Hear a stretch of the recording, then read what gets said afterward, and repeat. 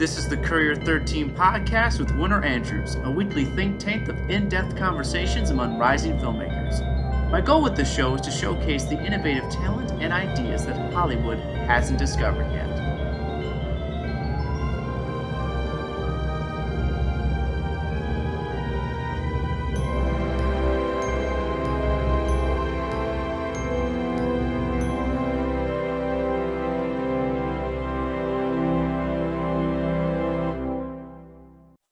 Hey, what's up? Hey there. I'm doing pretty good. How about you? I'm doing okay. I heard your bird chirping in the background before we started. How is he or she? I don't know. I don't remember the gender of your bird. We don't know the gender of our bird either. We're pretty sure it's a he. We use the pronouns interchangeably, so it doesn't really matter too much. But yeah, he's doing pretty good. His name is Sweetie. He's a peach-faced lovebird. He's got a yellow body, bluish tail, and a orangish face, hence the name peach-faced lovebird. That's peach-faced lovebird. His name is Sweeney. Yes, that's correct. But you don't know Sweeney is a guy. Sweetie. Sweetie. Like Tweety, but sweetie, like sweet. I'm sorry. No, you're good. I can't hear words. Words are hard to hear, so it's all good. Words are very difficult. So Sweetie, but you don't know whether Sweetie's a guy or a girl. We assume Sweetie is a guy. It's not like you can just check like dogs. You gotta It's a whole process. I've never owned a bird, so I don't know what that's like. Yeah, for sure. But I would assume it'd be more difficult than, say, a dog.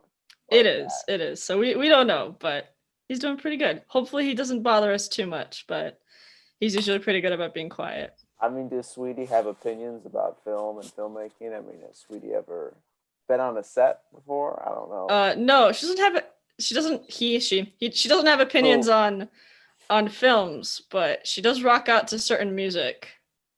Really? Yeah, she likes we tend to play 90s music at home, 90s, 80s music, like rock, so Sweetie likes that. She likes to rock on with us. What's her favorite 90s band or 80s band? I have no idea.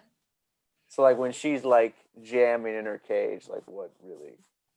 Man, I can't tell you. She just likes certain music and she doesn't like my music, that's for sure. She doesn't like it at all. I prefer to listen to like international music and whatnot, and she does not like that one bit.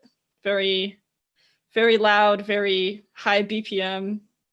Not her thing. Yeah, what international music are you listening to? I know this has nothing to do with what we're talking about, but like I'm just genuinely curious. Oh, I tend to listen to J-pop, K-pop. Not so much K-pop, but the occasional little bit. Mostly J-pop and Europop as well, and European music. So that's pretty fun.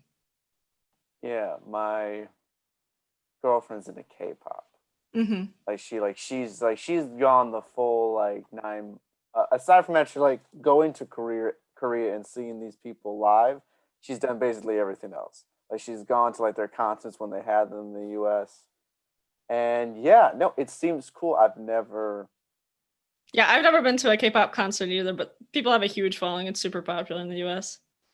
Yeah, it's a shame because I don't listen because I'm really behind on like music in general. Mm-hmm. I'm the same way as well. I'm not the kind of person who is able to like listen to like new albums all the time and like is up to date with like, because like the stuff that I do, like my hobbies and just what I just do as a person is not, I can't listen to music and do them at the same time.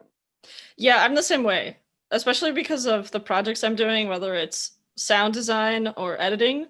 You got to be really focused on what you're doing. You can't be listening to music while that's happening.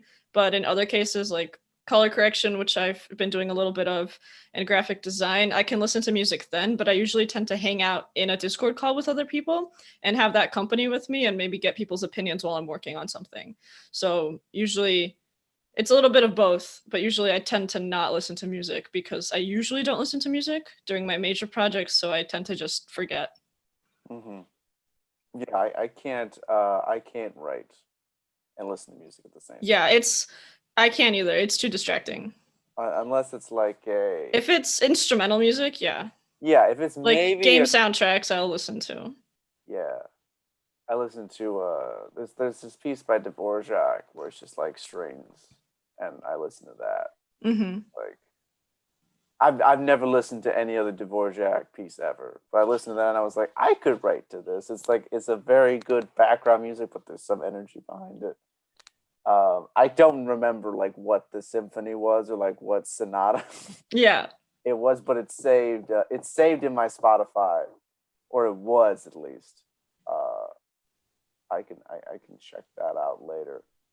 But it's so nice to see you. It's so great that you're here. Yeah. Thank you for having me on the show. Of course, of course. Oh my gosh, it's snowing outside. It is snowing. It was snowing earlier today. I was driving and it was snowing a little bit more. I can't see it from my window at the moment, but I'll take your word for it. Good God. No, I'm looking at this. I mean, I'm looking at this right now, and not everyone who's watching this may be in Chicago or is from Chicago, but like we were supposed to be having fall right now. Like this should be fall, not winter. So the fact that it's snowing is not it's not crazy because it's Chicago, it's the Midwest, and weather is crazy here, and it tends to lean towards the cold side. But yeah, no, I'm sorry, got distracted again. I just can't believe it's snowing. Yeah, no, I cannot believe it's snowing. Usually it does snow. Yet. Not even Halloween. Yeah, it's not even Halloween yet, but usually it gets the last week of October every single year. It gets super cold, and Halloween is miserable every year because of it. We've only had a few good Halloweens the past several years, and it's really disappointing because I'm a fan of Halloween. I like to give the kids their treats and their snacks. Mm-hmm. So no, yeah. It's a beautiful holiday that's just like been lost to us. Yeah, it's not enjoyable when it's 40 degrees outside or 30 degrees outside and it's snowing or it's raining. Usually it rains. Yeah. It doesn't normally snow, but now that it's snowing today, hopefully it doesn't keep up. It's supposed to be like 50s in this week, but like that's not even warm. It's better, but it's not great. It's not ideal. You know, you live in Chicago when it's in the middle of fall or winter and someone says it's going to be 50 on Wednesday and you get excited. They're like, oh, that's warm. It's like, wow. That's not warm. But like to us, that's like, ooh, that's get your shorts on. Yeah, we don't even have it that bad because we're not even that far north either. Like we're pretty in the middle. Yeah, we got the lake. Yeah, like that Minnesota gets it worse. Northern Wisconsin, northern Michigan, they get it pretty bad. You know, northern Michigan, northern Wisconsin. I would not want to live there. Yeah. Under any circumstances. It's beautiful up there, but it's just the weather is just insane. I prefer it being beautiful with crazy weather than in Chicago where you can't go out anywhere because it's cold. Granted, in Chicago, all the roads are flat. It's one of the flattest states in the US. But which makes it nice to drive on because even if it's icy, you're not going to murder yourself on accident, right? You're not going to get into an accident. Usually you can probably handle yourself unless it's super, super slick out. In other locations like the West Coast where it's a lot more mountainous or the northern part of the United States where it's more mountainous, the hills are really bad. So when there's hills, there's really bad ice and you'll slip and slide on those hills. So I guess that's a plus for living in Chicago since it's so flat. We don't have to worry too much about ice yet. There's so many accidents anyway. Yeah, and like, you're right. It's like I would rather live somewhere that's more pretty and I can go outside and there's more space. Mm-hmm. I mean, obviously, I enjoy living in the city because you're around things and you're around activity. But also when it gets cold and you have to hunker down, it's like, well, now I'm just kind of in a box. Yeah, I mean, we've been in a box for a very long time. So it's not like this makes it any better, which right. Yeah. doesn't help that you don't want to go outside because it's cold and you're inside right all the time anyway. So you've been forced inside and now it's like two forces acting upon us, the cold and the restrictions. Right. That's why people gotta, take care of yourself and try to go outside regardless, Yeah. They're not banning you from going outside. It's just going for a walk is hard. I am really bad at that. I like going for walks. I like going outside. I have had no energy or self-motivation to go for a walk in the longest time. I think I went out only a few times during the summer or early fall to go take pictures. But otherwise, I've just been at home doing homework. Why do you think you find it hard to get out and go for a walk? Because that was the only thing that kept me like sane. Mm-hmm. And especially now, I mean, like, I don't know. It's tough. It's tough to not go outside. It's tough to always. Yeah. I like spending time with friends usually. So when there's no one else to motivate me, it's hard to go outside because usually whenever I went outside, I go for a walk with somebody else or go take pictures with somebody else. So that's usually the driving force because I don't necessarily find myself in the greatest desire to go outside and go for a walk. So I'm not sure what it is. I guess it could be just be laziness. I just don't want to go outside. You're in your pajamas most of the day, sitting at your computer, lethargic, already tired from your 3 hours of sleep because you pulled an almost all-nighter the night before, So it's kind of like this whole train wreck where everything keeps adding up and it's like, I'm already inside. What's the point of going outside, getting dressed and going for a walk? Yeah, no, I get that. Like, it's when we were in the epipet. What do you call that? The height of Yeah. lockdown. I was just like I would stay awake till 6 a.m. and then sleep like most of the day. Yeah. I was a vampire. Mm-hmm. Yeah, I remember that. I was texting you at the weirdest times. I feel like we were trying to get into a call to talk, and you're like, my sleep schedule is so messed up. Yeah. How about you call me at 4 a.m. because I'll still be fully awake. Fully awake. That was yeah, no. I would write from midnight to 6. Mm-hmm. That was my writing time. And then the day I was either sleeping or just contemplating why I was locked in my parents' house. You know what I mean? Like I was, just kind of. Yeah, your whole sleep schedule was flipped. Your whole world was turned upside down, literally and figuratively. Literally and figuratively. I was just like, what is this? What's happening? And I used that voice too. And I would just yell. What is this? What's going on? I don't think I ever got to the point. Okay. I was going to say, I don't think I've ever gotten to the point where I've completely swapped my sleep schedule, but earlier on during the pandemic, I did spend a lot of consecutive nights staying up super, super late playing Minecraft. One time on the server I'm on, my friend and I, we built an entire spawner and stayed up till like 4 or 5 a.m. my time. So that was an experience. But I don't think I've ever completely swapped my sleep schedule because I've just been running on low sleep. Even now, I usually stay up pretty late to play like Among Us with people or do homework. But my sleep schedule has never been completely swapped like that. So that's a very impressive feat you pulled, I think. I don't know how I'd be able to manage that. I would never recommend to someone to completely reverse their sleep schedule, but I will say writing from 12 to 6, no one's up. Like midnight to 6 a.m., no one's up. It's kind of the best time to write because the world is like silent. Mm-hmm. And you're literally like the only one who's awake, or it feels that way. So it's, I don't know, there's something about that I think is really helpful. Okay. Now, I don't like doing that. I mean, I think that works for that, moment in time and like that, when I was, writing then, that worked. I don't know if I do that again with the next thing that I'm writing, but try it one time. I would just say try it once. If you're up at 12, you might as well just write for the 6 hours, like, right? I haven't written anything yet, or even if you're not a writer, like whether you're a writer and you need to write and you're still up at 12, right? Try that out. And even if you're not, and you're curious about writing, try it at midnight. Try it when like no one else, when it seems like the world is silent. Okay. That's a good way to try it. Um, but yeah, no, but be responsible for your health. Like, you know what I mean? Like, don't wreck yourself like I did. Like, Yeah. I wrecked myself too, because I did that for weeks. I did that for like 2 months, 2.5 months. That was my existence. And while I was effective, I was productive doing it that way.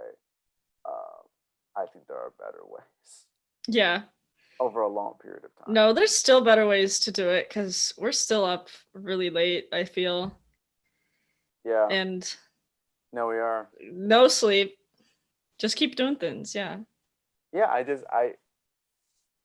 I feel like even now I'm tired. I didn't sleep that much. Like I was watching like a movie last night when I should have went to bed. But Oh yeah, no, totally. I got home and this was around 10 o'clock and I'm like, you know what? I should go to sleep. But I had planned to do a quiz, so I did a quiz. And then I'm like, okay, I should go to sleep. It's now 12 o'clock. It's 12:30. I should go to bed. No, I didn't go to bed. What else would I be doing? I was playing Among Us with some people until 3 a.m. So that's fine. Justyna, why haven't you invited me to play Among Us? We have invited you before. Okay. The one time you invited me, You couldn't make it. I was in the middle of something. I was writing something. Do you have Among Us downloaded on your phone? I could do it in like 5 minutes. How long does it take to download on the phone? Not very long, probably a minute. Yeah, not even. Okay. Yeah, I could tell. You know what? I'll do this here. I'll do this right now. Give me a sec. Yeah. Free app, $5 on Steam. It's Windows only because Mac is terrible. I mean, Mac. I fucking hate Mac. Anyone who has a Mac, like, no offense, I don't. So, it's industry standard, yet I cannot fathom how it is industry standard in any way, shape, or form. Among Us is it? Here. Yeah, that's it. That's that. That's the one. All right. We get Among Us. Have you ever played a secret identity game, Mafia? Resistance. I have played Mafia. Yes. It's basically Mafia. It's the same concept, just you run around a ship and do tasks, then the imposter has to kill everyone on the ship. I mean, I think that's dope. I mean, I love Mafia. I love that card game. Mm-hmm. Okay, so it's downloading. So no more excuses. I have the app. Yeah, no, it blew up really recently. Before August, before the summer, really, it had almost no downloads on Steam, and only recently it blew up. So many people are playing it. A lot of Twitch streamers have played it. Ninja, Pokemon, PewDiePie, people like that have really made it popular. So it's like the biggest game of 2021 because you can play it with your friends. 2, because it's free and or really cheap depending on if you get it on Steam. Mm-hmm. So yeah, a lot of people are playing it, which is super fun. Yeah, it seems that, I mean, Mafia is such a fun game to do with your friends. Like, if this is anything like that, and you can do it electronically, I feel like this is probably the perfect game for like a quarantine. Yeah, there's a little bit more to it than Mafia because there's a little bit more interaction within the game. Because in Mafia, you can't really do specific tasks or do specific things. You kind of just wait out the night, and you wake up and someone's dead, right? So you kind of just figure stuff out like that. In Among Us, it's a little bit more interactive, and you gotta make sure that everything goes smoothly. But yeah, it's got pros and cons, definitely. Sure. But I'd say check it out for yourself, and you can determine it then and there. Yeah, I'm excited. I need some time for myself. Honestly, yesterday I read a lot of manuscripts. I had to read manuscripts for an internship that I'm doing. Where I read manuscripts, I read scripts, and then this week I read manuscripts, and basically I had to judge whether that these manuscripts were well written, and then 2, if they were like, if you could adapt it into a movie, into a film or a TV show. Because I'm an internship. I'm an intern for for a production company and talent agency, Romark Entertainment, based in LA. But we got to do a remote internship because of everything. Yes. Yeah, let's just refer to it as this. You guys know what we're talking about. But I was up last night reading, and then I was like, and then you called me. We were going to record this episode yesterday, but then because I was just bogged down with all that. I was like, we can't do this right now. Yeah, for sure. And you were like, well, I'm free tomorrow. And I was like, great, I'm free basically all of tomorrow.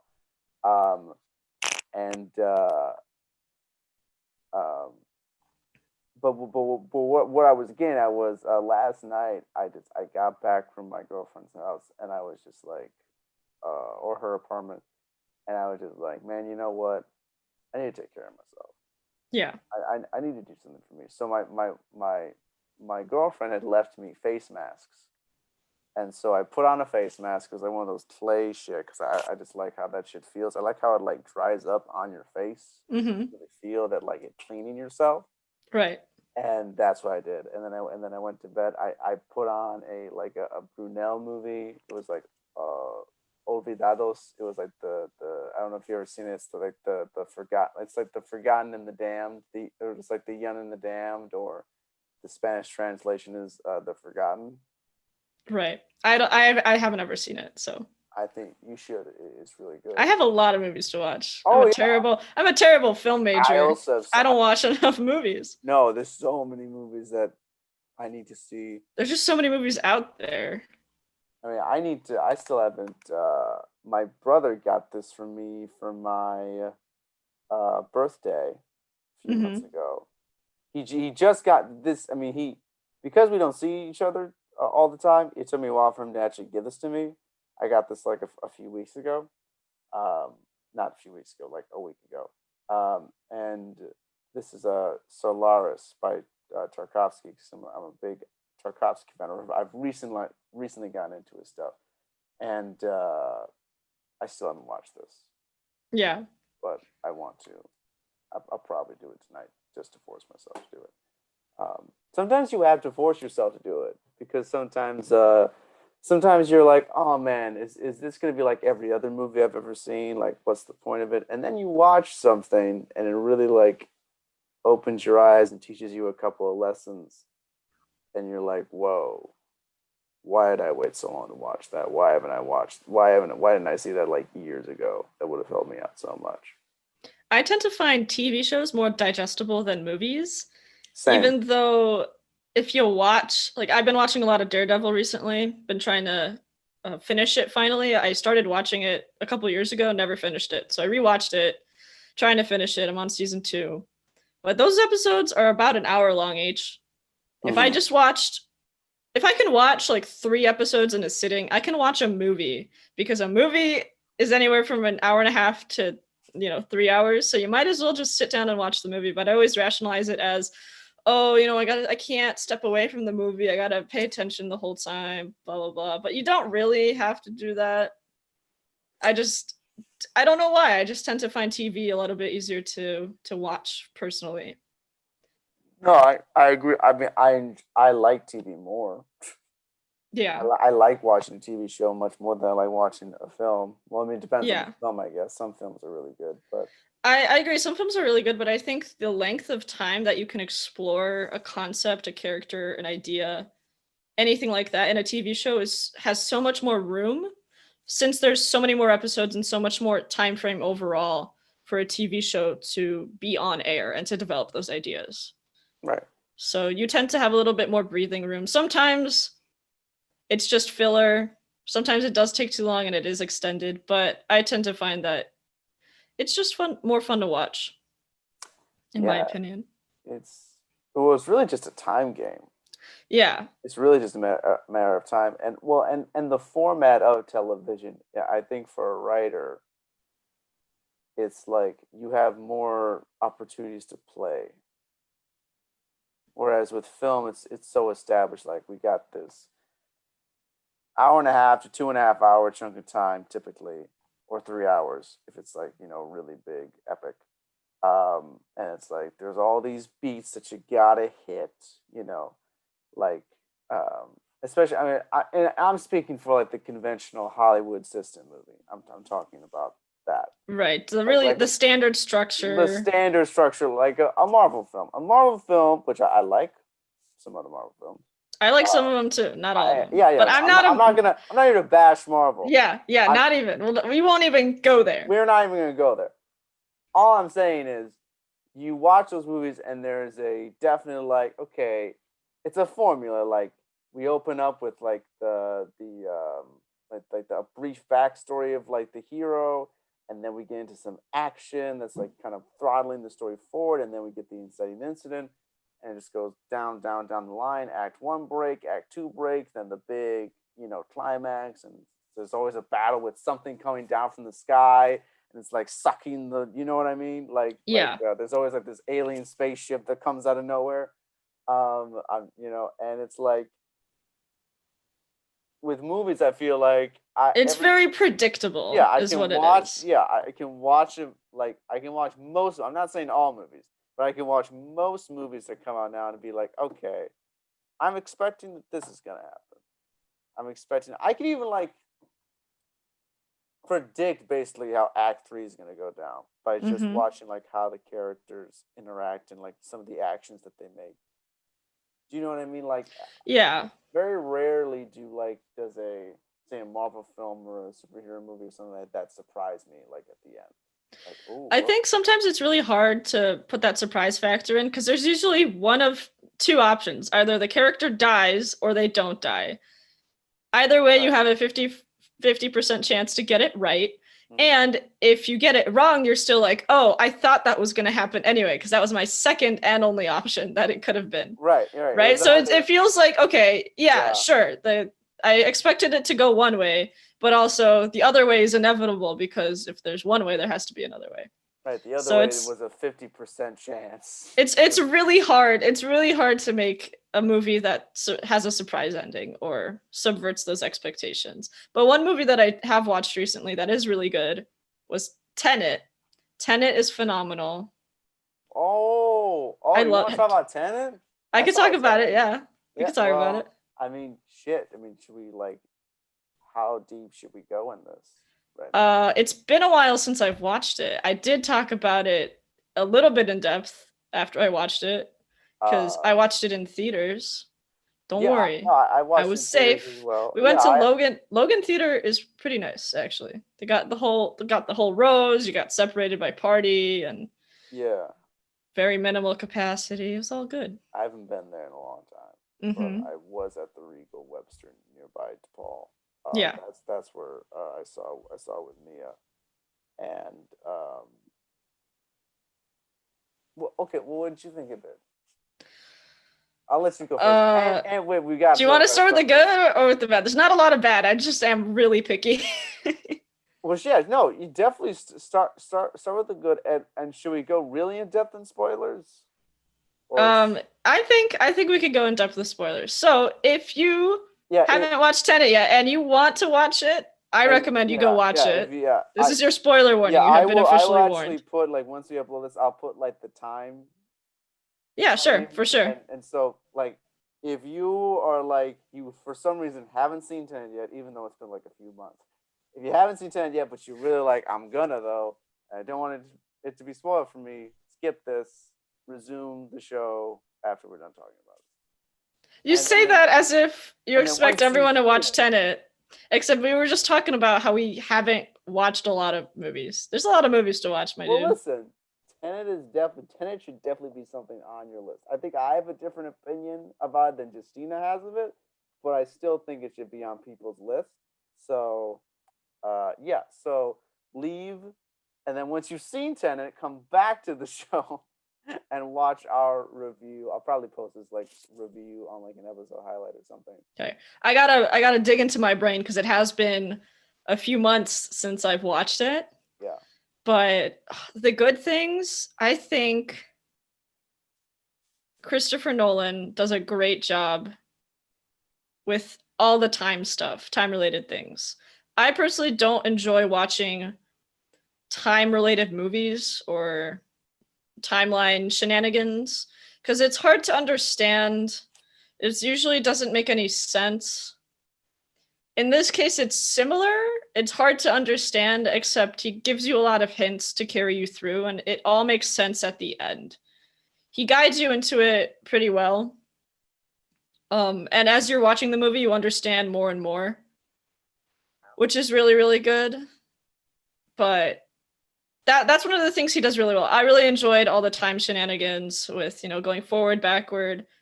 Might be a little too big of a concept for my brain to understand completely, but still really great nonetheless. One funny thing I have to say though, I was at Logan Theater watching it. There was some ad roll in between at the beginning to, of course, promote some of the other movies that are going to be coming out. And so I was with my friend Carol and my boyfriend Josh, and we were watching it together. And so we're waiting for the movie to start, and and we're watching it, and we think it's, the trailers are going by, and then the SWAT team comes into frame, and we're like, okay, cool. We haven't said anything to each other yet. We're just like, okay, cool. This is another trailer for another movie, because there was no title screen or anything, or there was no green, like the green screen where it tells you that you can't copyright infringement, blah blah blah, right? Yeah, the rating. That whole thing. So the SWAT team comes in, and I'm like, okay, cool. This is another trailer. Awesome. And so we keep watching it, and the shot never ends. The scene doesn't end. Yeah. And we're like, this is the longest trailer I've ever seen in a movie theater. I wonder when it's gonna end. And I lean over to Carol, and I'm like, wow, this movie looks shit. And she's like, yeah, it does. It looks trash. And then the scene keeps going on. And the whole shenanigan goes down in the opera house. And we're just like, oh, the movie has started, which is hilarious to think. And you called it shit. Yeah, this movie looks trash, yeah. Because it opens up with the tuning of the instruments, and then the SWAT team comes in, and we're just like, wow, this trailer sucks. And then the scene keeps going, and we're like, oh, it's the movie, which I found hilarious because we both thought it was bad when it started playing. But of course, it gets better because it's Tenet and it's a good movie. Why did you think it was bad at the beginning? Because it was just random. I don't know what I was expecting. I don't know what Carol and I were expecting, but the fact that they're just tuning their instruments, and the musicians are tuning their instruments at the opera house or the stage, and then the bunch of people come in with the terrorist attack. They come in with all the bombs and the guns, and they start shooting, and I found that absolutely hilarious. Not that is good in itself, but the just them showing up was really unexpected. And I thought that a terrorist attack on civilians in an opera house, you're like, ha! Because it didn't make sense to me. There was no setup. It was it's an opera house. Cool. We're gonna get to see this cool performance and maybe some character introductions. But no, we don't get any of that. That's called subverting your expectations. Exactly. That's what that is. I didn't know what I was expecting, but I wasn't expecting that, which made me question my entire existence at that moment. Regardless, right. Very funny. Not a very funny thing that happened, but watching the movie itself, I was amused. Anyways, the movie keeps on going. Pretty good. I can't think of anything off the top of my head at the moment that really stood out to me. I think the ending was the best part. The action scenes were phenomenal. Going forward and backward. They had to do those twice. Oh, that's insane. Crazy. Love it. Yeah, you go ahead. I'm gonna try and rack my brain a little bit for a little more, but I really like the ending of it. I just thought the whole idea of weaponizing time, and then once we got into it, and they would actually play with time, like we would go backwards and forwards in time, and like we would see like almost parallel dimensions, like when they're trying to save, I forget the character's name, but the girl who's married to the antagonist. Yeah. Basically like the love interest kind of the protagonist, the main character of this. I've read. He the doesn't have a script. name. His Yeah, name no. is the protagonist. If you read the script, like Christopher Nolan's script, it's the protagonist. That's just what the character is. What's nice is that throughout the movie, they do it so naturally. They never mention his name, but it doesn't feel weird until you try and remember what the heck his name is. No, it only feels weird at the end when he basically says, like, I am the protagonist. He does kind of just, like, say it, and then you're like, oh, yeah, you don't have a name. You've never had a name. Exactly. Which I'll definitely give Christopher Nolan props, and, like, that wasn't weird until you said it. Which, until you basically just were like, yeah, I am the protagonist. But, yeah, no, when that scene when they were going kind of backwards and forwards in time and you were seeing it all happen at once. There's a couple of those. Was it? Yeah. Oh, and the car scene, stuff, the ending sequence, the plane, that. the airport. Oh yeah, when that airplane. The airport was the best part. I loved that. That was like, wow. The planning and up to the end of the airport sequence. I love that part. That was one of my favorite sequences in the movie. Okay. Yeah. No, I agree. But I thought that some of the time stuff was way too goddamn confusing. There were times where I was looking at Nia and I looked at the screen and I was like, what the fuck are they talking about? I was just like, what? It makes sense at the end. Like, if you keep watching the film, you start and understand it more and more. And I think having a second watch at it, it makes a lot more sense as to what's going on. You watched that again? I have not watched it. Oh, okay. My boyfriend, Josh, has watched it, and he's like, definitely recommend a second watch because you get so much more out of it now that you're not trying to figure out what the heck is going on. It definitely makes a lot more sense when you just keep watching it and then you try and put all the puzzle pieces together. Because, what was it? I lost my train of thought, apparently, but... Nope, it's gone. It just went? Yeah, it disappeared. It just, woo! Yeah, no. I agree with you. At the end, I was like, oh, okay, I get the gist of what.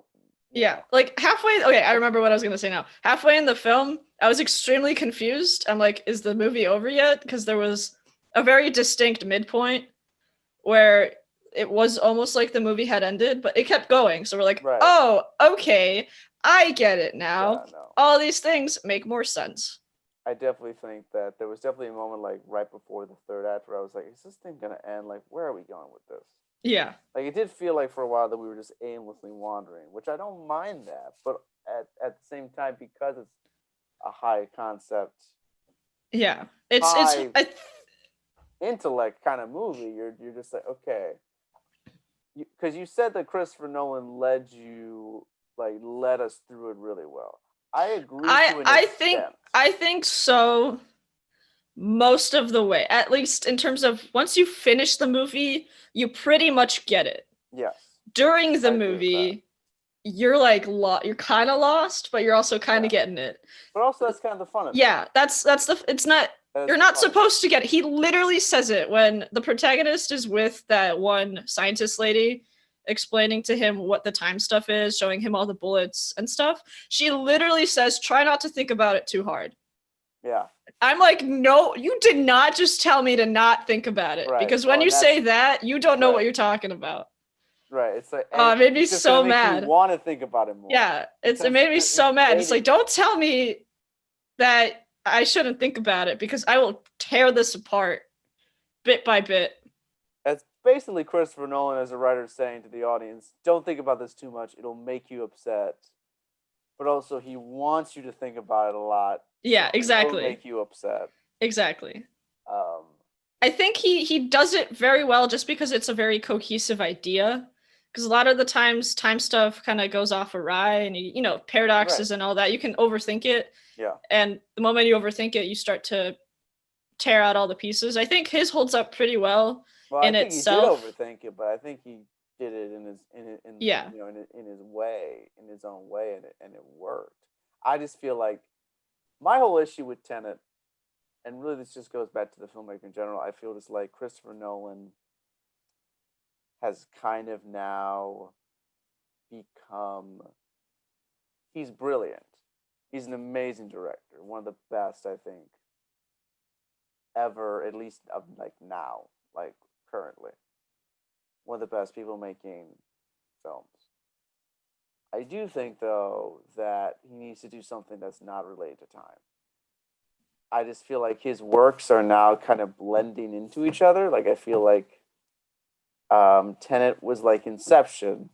Yeah, I've heard a lot of people say that as well. But it's like, and even like I'm watching like how the stuff is filmed, and it's like it, obviously you like it when a director is recognizable, and when you see his work, you're like, oh yeah, this is definitely a Christopher Nolan movie. I can tell just by how this is filmed. I can tell how he's working with the camera, how he's capturing the actors, how like just the contents of the narrative. Like obviously with him, it's time, it's brooding protagonist. I feel like that's Right. also something that, and again, I haven't spent copious amounts of time thinking about this, but my thought on Christopher Nolan as a director is I feel like the next movie that he should make should be something that's completely different than he's ever made. I think he's explored time.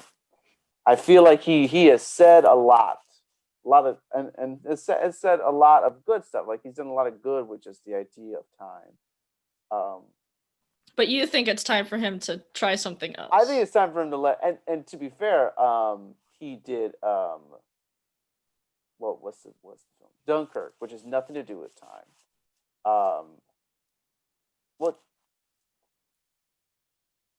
It's funny. Dunkirk has nothing to do with time, but of course, the way that he tells the story, he kind of, he sequences events, and he sort of like,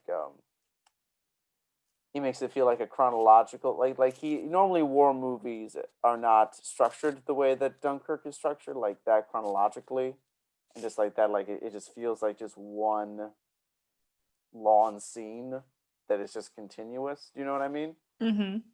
But so in a way, he's still messing with time as a genre construct in that sense.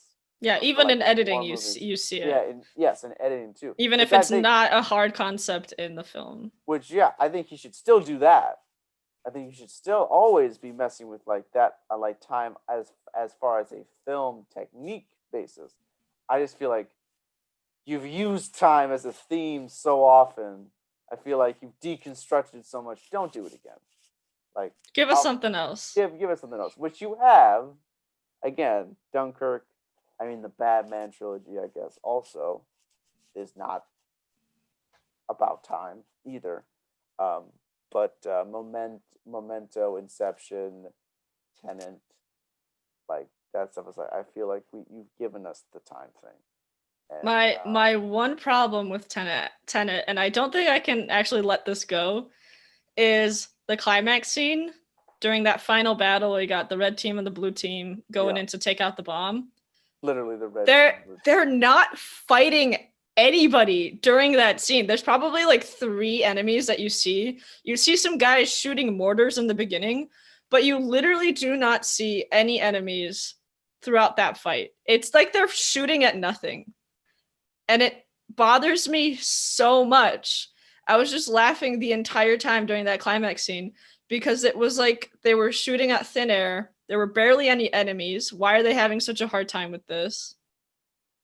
Yeah, it's a lot. It's like a super high-tech guarded base. Yeah.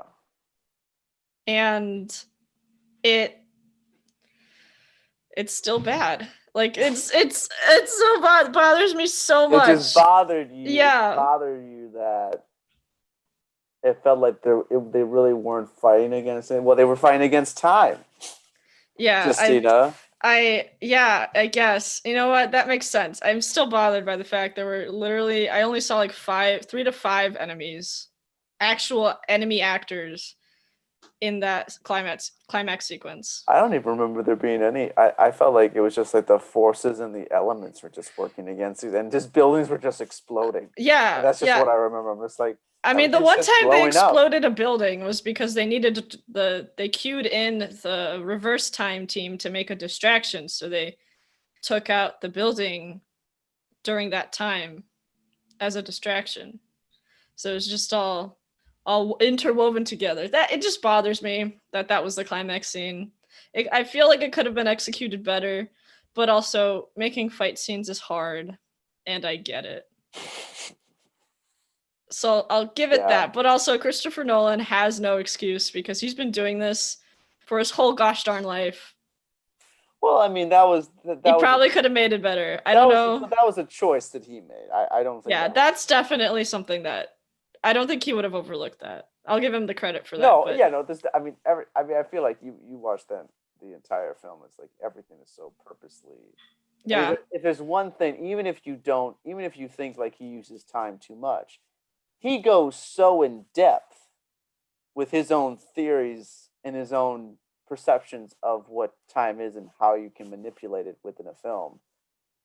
You have to, even if you're like, I don't get it, or you only partially get it, or if you think it's just being overdone, it's still like, wow, you've clearly thought about this so much. Right. And every detail in this film supports this theory or thought that you have about time, or just the characteristics of time. Yeah, overall, really good film.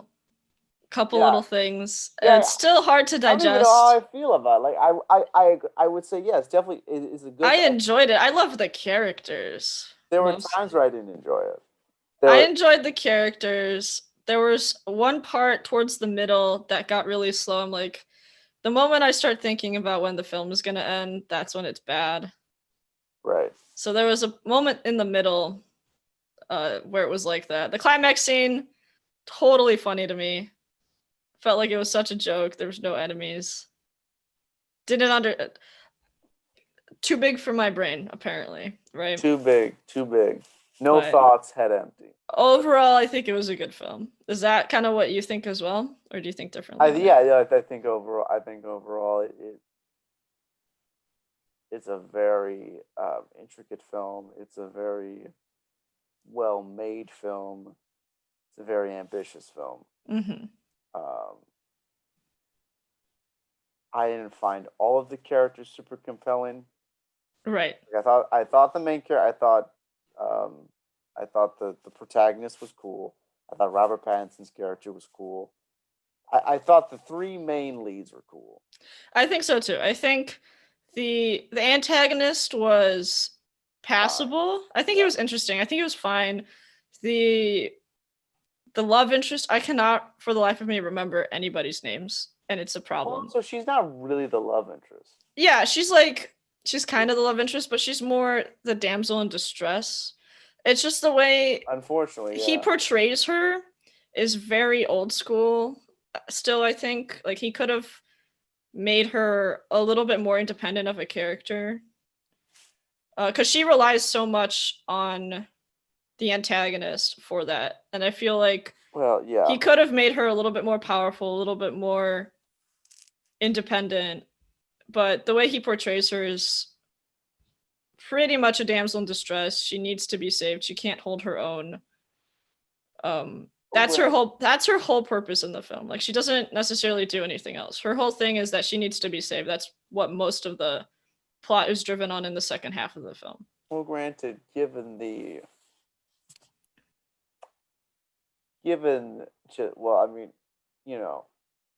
I think her story is very interesting. I do agree. She is pretty much a damsel in distress. I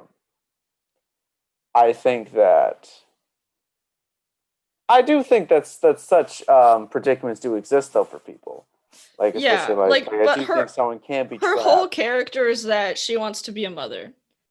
That's her whole character, and I feel like he could have done a little bit more than just motherhood, because, well, that is a very powerful thing for a lot of people, and it's a very important thing in not just women's lives, but mothers and fathers' lives. But it's not always just that. Right. It is a powerful motive for her, definitely. And I Well, don't yeah. know what else it. At the moment, I can't really think of something else that would be a driving force for her, because that's the only reason it keeps her in that situation for her son. But because he portrays it as like motherhood and love kind of keeps you in this toxic relationship, it just makes it seem like he's just going back to an old commentary that we've heard before and we don't want to see again. It was kind of it's very basic, in my opinion. Are you calling Christopher Nolan basic? I call that character of his a little basic. I thought her yes. character was a little basic. Yeah, I agree. I mean, I think that she was just she was there to be kind of a damsel in distress and just sort of, she was there to drive the plot. Yeah, I think Really. you can make characters a little bit more compelling, even if they are plot devices and even if they have fairly simple motives. Mm-hmm. You know, like you can make her more compelling. You can make her more. Yes.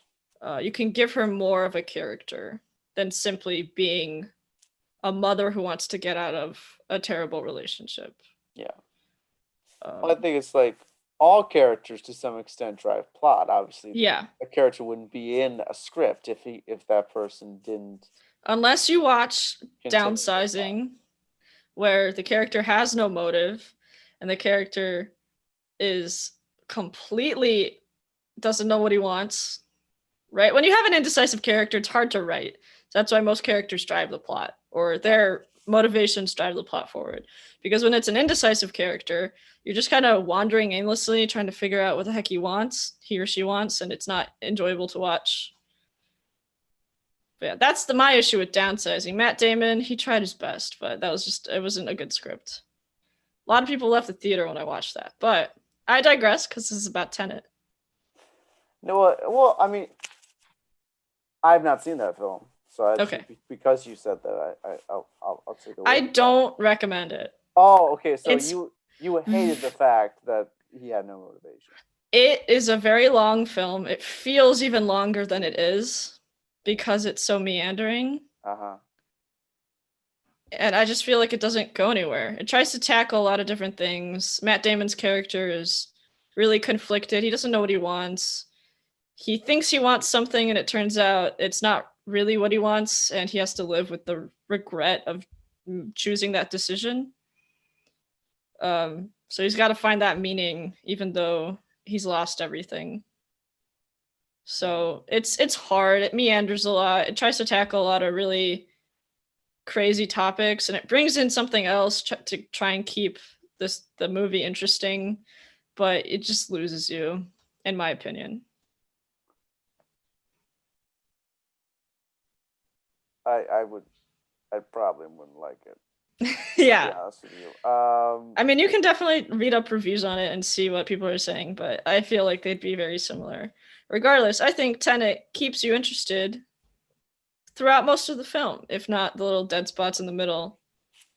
Yeah, I mean, I definitely think they're once you get like to that 2 hour mark, I'm just kind of like, okay, this could be done. Yeah. We don't need to keep doing this. Like, I mean, Yeah. I think you've overstayed your welcome a little bit. Mm-hmm. But I think the ending was worth it, though. I think at the end it makes up for it a little bit. Yeah, the ending. Well, yeah. I mean, I think the ending is satisfying. I want a sequel. Not that this would ever happen, but I want a sequel of Robert Pattinson's character and what the heck happened after the events of Tenet. Well, yeah. Granted, I don't think there'd be any more to tell because we know the whole story. Right? Because the protagonist goes on to start this organization that he's involved himself in the past before he knew about it. So I kind of want to see their adventures. Yeah. Well, right, because I mean, I'm trying to remember the ending. So He gonna fuck up my brain a little bit. But Robert Pattinson, essentially, when he's leaving, he tells the protagonist, I've known you forever, basically. Yes. Like, he basically tells her, like, I've known you, and now where I'm going, I'm about to do the thing that happens before this. right? Yeah, it has to do with, I forget what exactly it is, but he goes off to do something. Like he goes off to go back. I forget what it is. So when the protagonist, it's hard because it's time warpy stuff. But the protagonist, when he goes into like the underground chamber where they have to get the algorithm, Mm-hmm. right? You see a shot where someone is protecting him and fighting one of the enemies, and you see that it's actually Robert Pattinson's backpack because of the little tag that's on his backpack. But you don't know that until the end when his character turns around to leave to the helicopter with the other guy, right? So the protagonist, I think he asked along the lines like, he's like, you can't go, blah, blah, blah. Like Robert Pattinson's character's like, yeah, I have to go. I have to do this. I have to finish what we've started. And they both know it's the last time they're going to see each other. But Robert Pattinson's character tells the protagonist that you actually have the rest of your life with me still up ahead. Even though this is the last time you see me, you still have all these experiences that you're going to experience. And we're going to be friends all over again. Because he ends up dying at the end. It's implied that it's shown that he dies. His character. Who does? Robert Pattinson's character. Neil, is it? I think it's Neil. How did he die? I don't remember dying. He died at the algorithm.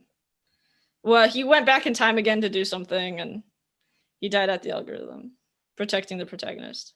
Oh. Okay. I missed that.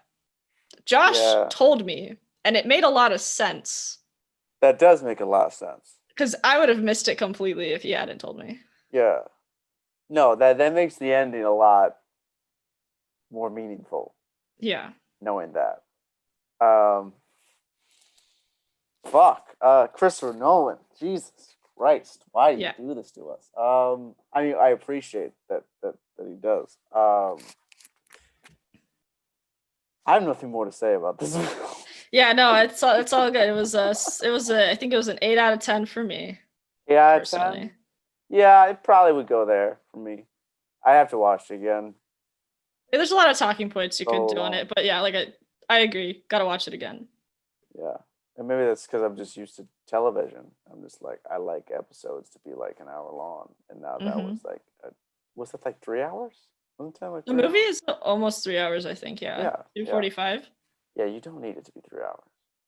I feel like I feel like there's some parts that could have been trimmed, but once again, got to look back on it, rewatch it. Maybe. Yeah. Maybe they're purposeful to like cue you in on something, but otherwise, that's all. That's Tenet. Go watch it. Check it out. Yeah, go watch it. I think it's really worth your time.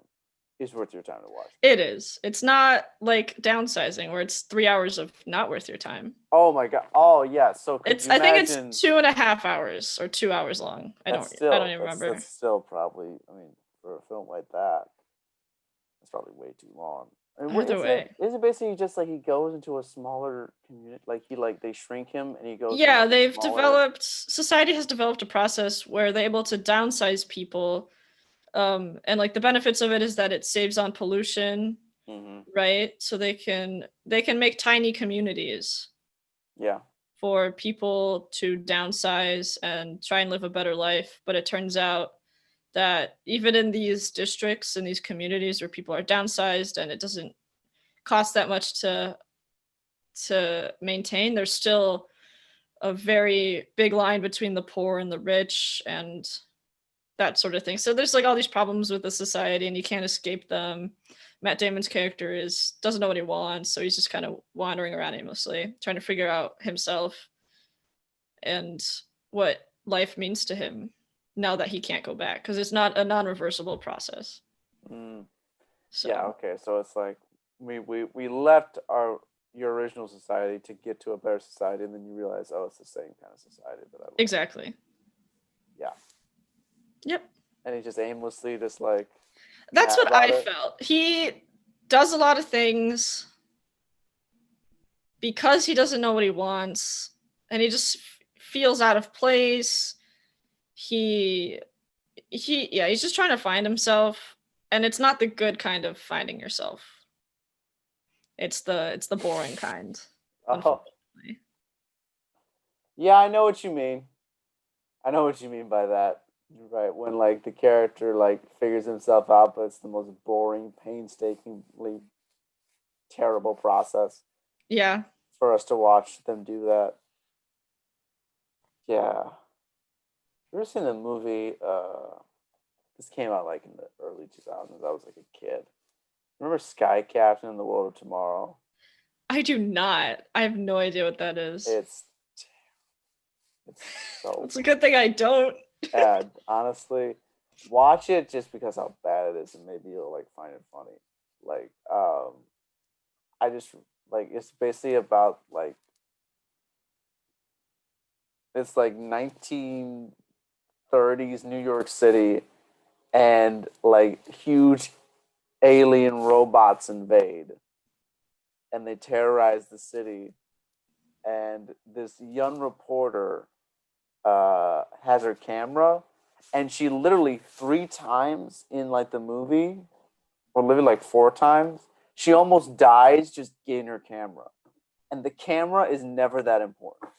Yeah. Like they use this, oh, she's a a committed newswoman, so she's always got to have her camera, and she's like, no, you can't do that 4 to 5 times and make that your source of tension for the scene. It's so maddening. I get so pissed off thinking about it. And it makes no sense. Like Sky Captain, who's like supposed to be like the savior, I think, of like the story, and they have to like go find him. And then Angelina Jolie's in it, and she's like this like evil person, like wants to stop Sky Captain. And I think she's an android. I might be wrong about this. It's been a long time since I've seen this movie, but I think she's an android, and she's trying to like stop them from saving the world. The dialogue makes no sense. Like it's just nothing. It's just left a bad taste in your It's just mouth yeah. and your brain. That You was wish you what- could erase it from your memory. yeah, that because I was a kid.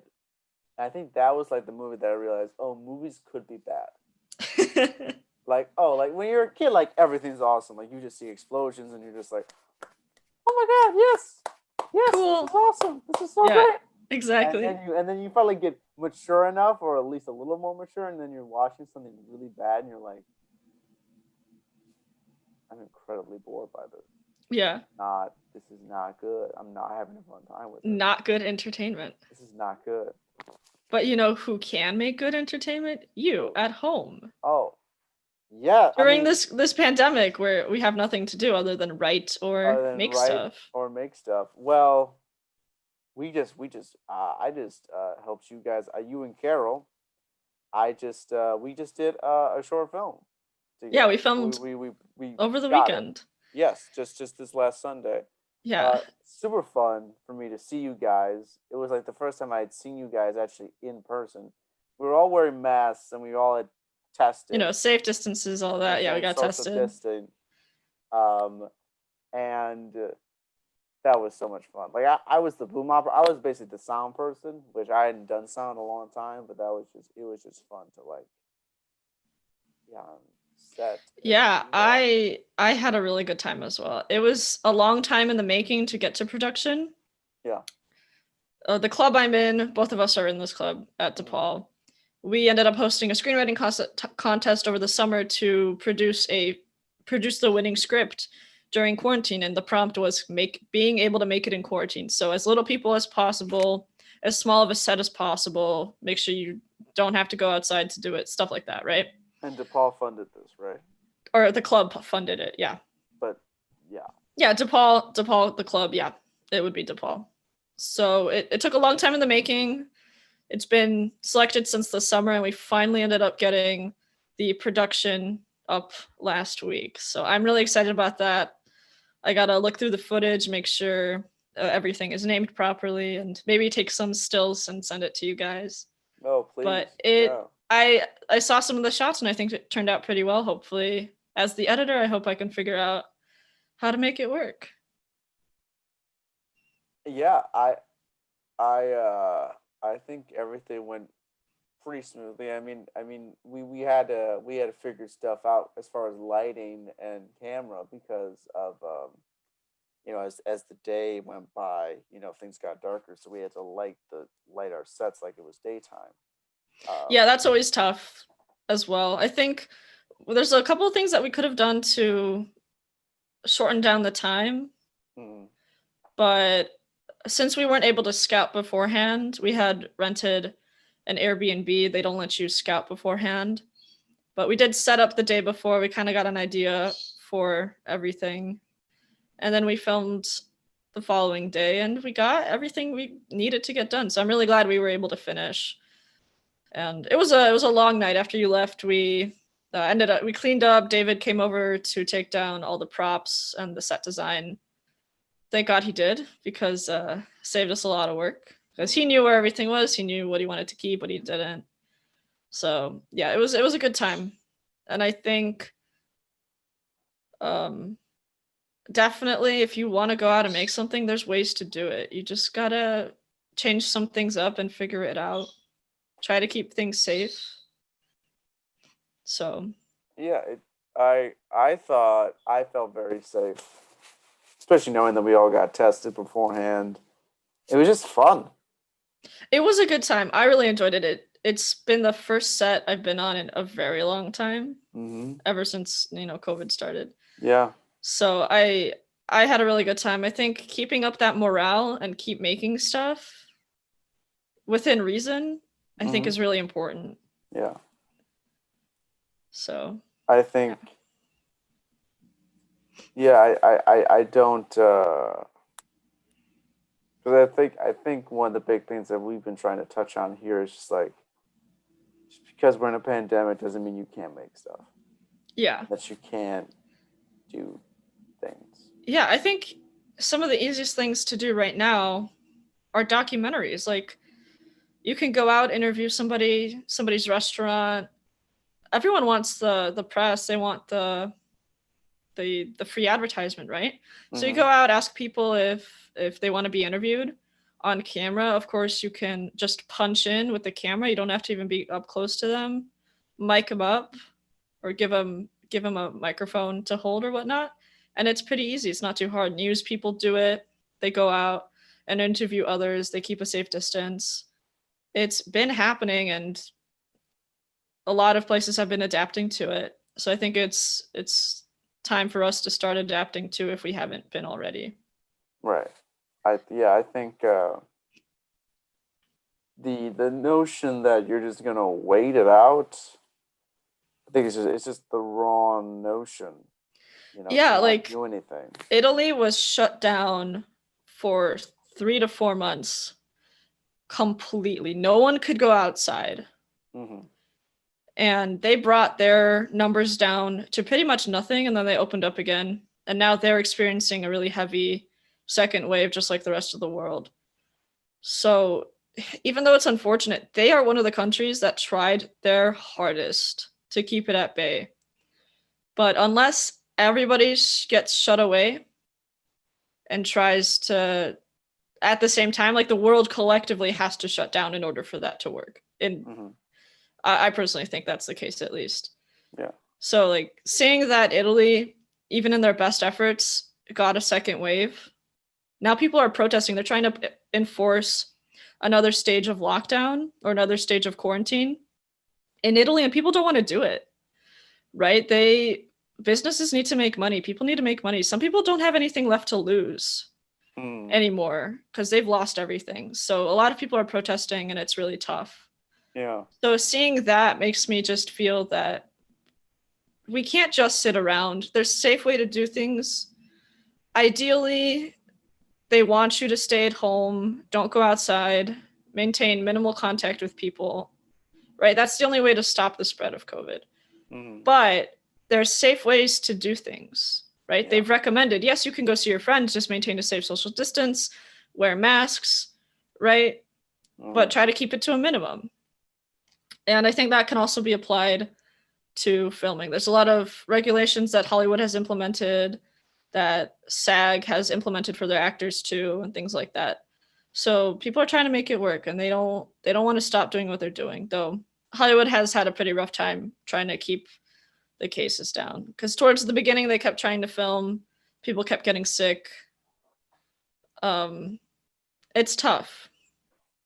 At what point do you want to risk people's safety for your livelihood? But then again, you have to make money too. So it's really tough right now. And that's kind of the question that people have been asking since the beginning. Well, like, do we take those risks? The answer is no. But people still have to go outside. People still have to make money. People still have to maintain their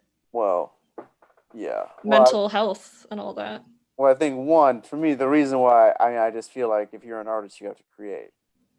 Right. So that's what it's not even. Yes, obviously, you also got to provide for yourself because we exist within this system where you have to do that. Yeah. Do you know what I mean? I think it's unfortunate that people haven't gotten more help during all of this.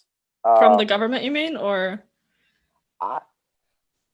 For me, yeah, it's the government and just like communities in general haven't been. I feel like, granted, I think a lot of that has to do with the fact that we are all locked inside, but I feel like there should be this community outreach, and maybe it's happening and I'm just not seeing it. And I just feel like we've been very isolated from each other in how we go about this thing, because it's all very like you all have to stay in your house, you all have to like just care for yourselves and your family. Where I feel like maybe if we took a more collective approach to it, maybe we would all be more motivated to keep each other safe instead of just seeing ourselves as individuals and just like, well, we can't. What do you mean by a collective approach? Like, instead of saying I need to stay at home, say we need to stay at home? Yeah, or? well, and understand, like, could you give me a second? I need to plug my laptop in. Yeah, go ahead. We're pausing the show for a sec.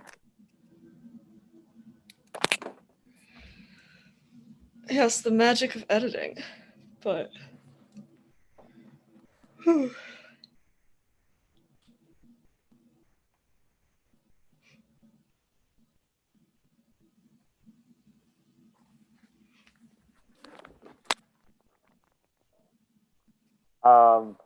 and you're back. Yeah, so what was your question? I was gonna say, what do you mean by community reaction, community outreach in terms of this? I don't even know what I mean by that. I guess what I mean by that is, and I was talking about this with Rowan, just like in one of our conversations, and I think it's a mindset, and I think America is very much of the mindset, at least as it has been for a very long time, that we're not a collective. We're like more of a gathering of individuals, and it's all about doing things for you, which I think for a society that we have, the kind of society that we have, that a capitalist society, a meritocracy, to an extent, I think that and I don't want to get very hugely political because this is not a political show, but I think what we need to start doing is it needs to be a mindset change just among the general public of like, I don't just exist for me. Right. I exist to benefit others. It is that not, I exist not only. I can follow that. Yeah, it's you gotta get out of that selfish mindset and work more and keep other people in mind when you're doing things. And with that in mind, we'll be better people. And is what you mean, right? I feel like we just live in this like almost survivalist mode. Like we're just like everyone for themselves. Everyone's for themselves. I only think about Like it's either just it's only me and my family. Like the farthest you go beyond caring for yourself is like your family and a few close friends maybe. But then any other bad thing going on in the world, that's everyone else's problem. Right. But that's not my problem. I feel that's I have sometimes gone into that mindset, that mode of thinking. I think everyone does. I think that's how our society, for the most part, kind of works, which I think is its biggest flaw. We think as individuals solely and never as a collective of people who are like, man, if we all stopped and actually started to like think about the interests of other people and care for one another, we'd all be happier. Yeah, it's a mixture of being selfish and I think also partially the bystander effect, where some of these concepts and topics that we're expected to address as a community and as a society are so big. It's almost unfathomable about how we can tackle it together, right? So there's so many other people, and you can just say, well, if I don't do it, other people will, right? There's a lot of other people that will take my place. And in reality, that's not the case, right? Because you got to do your part to what you believe in, and do your best. And this is one of those times where you got to do your part. Right. It's not just about. I mean, the reason I feel like we got to find ways to get back to creating art and creating our projects, it's not just because I want to like make money or I want to, you know. We're not even making money on this project specifically. No, Like, we're making no money on this. Yeah, it's a student film. We're not getting paid. Yeah. The shoot was funded by the school, but that just relieved some of the pressure off of us spending our own money. Right. Otherwise, we're just doing it because we want to do it. Right. And there's really no other reason for it. And we want people to see it. Yeah, we want to tell the story. We want people to see it. Yeah. So in a way, it is a selfless act. Yes. Maybe not entirely because it's good intentions. Yeah. It's not necessarily selfish intentions, but I wouldn't say it's a selfless act making our film. Right? Because in a way, we want to do it because we want to do it because we want to fulfill our desire to make something. I think that's our first priority. And I think everything else comes second. Because we want practice with the equipment. We want to get that experience. We want to make that film for those reasons. And then what comes out of it is making a film that hopefully other people can see, that touches people's hearts and gets received well, hopefully by the public and film festivals and our friends, our family, critics, whatnot, right? Those are second. So like that community impact, I feel, is secondary to our fulfillment of being artists. But I can't speak for everybody. Well, I think that's interesting that you say that because I agree with you in that sentiment. I think even if we'd like to think that our foremost desire is to give, it goes back to the question, is an artist's work ever a completely selfless act? Yeah. I don't know. And I don't think so. And I think this goes back to what we were talking about, what we were just talking about, where I was like, we don't think as a collective, we think as individuals. And I don't know if that is because of our society that makes us think that way. Like whether that be, capitalism or just American society in general makes us think we have to do something to help ourselves first and foremost. And if we help others, that's like a great byproduct. Right. You know what I mean? But there are people, and I think these are the great examples that we should follow. There are people who transcend that, who exist in our society, but I think foremost are givers and not takers. Yeah. I think there are people, obviously motivational speakers, some religious leaders to an extent. I think even directors and actors, I think, can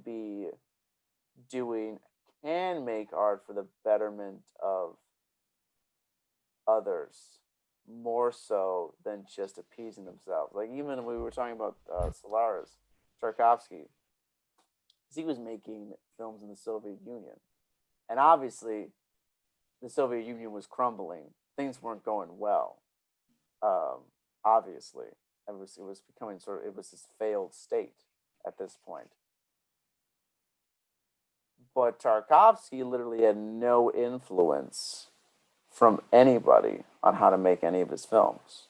Like the Soviet Union actually didn't tell him what he had to do. They told him what he couldn't do, which is be anti-Soviet, spread anti-Soviet propaganda. They said what he couldn't do. But as far as how he made his film, no one told him what to do, and he was and you can obviously, if you can watch his films, you see that he presents something that is so beautiful and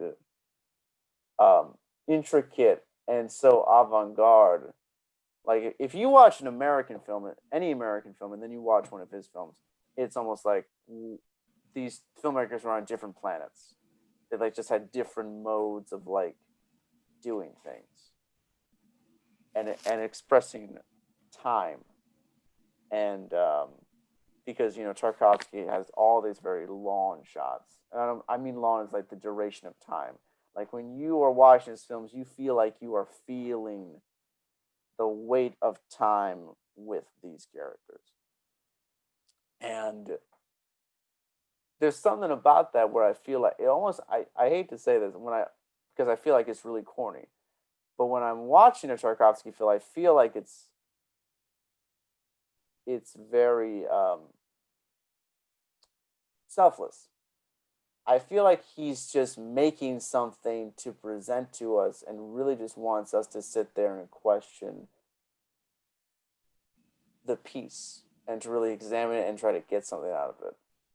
Where I watch a lot of other films, like you watch, say, a Michael Bay film or a film that's all spectacle. And I love movies that are spectacle movies. There's a time and place for it. There's a time and place for them. But you can tell when you're watching this is made so that you can sell a lot of tickets. Mm-hmm. It's not genuine. It's not there's something from the that artist. Lacks, there's something that lacks a genuineness from it. I think heart is what it is. Yes. It's like something, if it's not made with heart, then it can't even be considered under the selfless category. Right. There's also, I'd say that's a really interesting point you make. I don't remember the last time I watched a Tchaikovsky film, so I wouldn't be able to comment on his works in particular. Well, it's not even Tarkovsky. Yeah, it's not. I'm not trying to say like, it's him. He's the one. I mean, I think Martin Scorsese film does the same thing. Mm-hmm. There's so much passion behind it. There's so much. Raging Bull is such a devastating piece. Yeah. And you're watching it, and you're just like, obviously the writer and the director are trying to express themselves, and they need to express themselves. So they're it is fulfillment of self, which isn't a bad thing. Yeah. I think we need to do things for ourselves. I'm not trying to advocate that you don't do things to make yourself feel good and to express yourself, especially if you're an artist. That's your fucking job. Right. Your job is to express your thoughts, your feelings, your emotions, so that you have an outlet to vent, so you don't like explode or go crazy. Mm-hmm. Because if you didn't do that, you go insane. But I think there's a difference between the filmmaker who's doing that, but is also doing it selflessly in the way that they're really trying to make something that'll provoke something within the audience member. Yeah, I think that's a big part of it for sure. Yeah, just making sure, like bringing those thoughts up to people and making people think about something, I think is really special because I don't think we do enough thinking nowadays. We don't think enough. We don't think enough. We deeply. think about all the other stuff, work, school, what we're gonna eat tomorrow, all that, all the little stuff. Which that's the survivalist mode. Yeah. And then we got to think about the greater things. But I think one part of it too is keeping in mind, you got to analyze it a little bit further, like keeping in mind the artist's biases, if they're trying to prove a point, sell a point, similar to books that try and capitalize on a movement like global. I haven't seen it too much with global warming, but like global warming, politics, presidential state, stuff like that. Everyone has a different opinion. Everyone kind of wants to make a statement. And sometimes it is to provoke a reaction out of people. And sometimes it could be completely wrong. But it's up to us to analyze if it's genuine or not. And if the information that's presented to us is biased in any way. And if we should even consider it as a source of thought-provoking commentary. I think you can always tell when an artist is being genuine and when they're not. Yeah. I think that.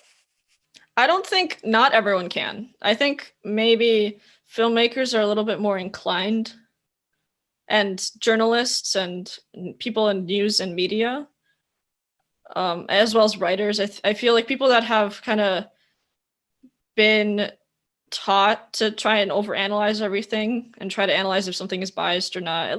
Basic English skills, basic rhetoric.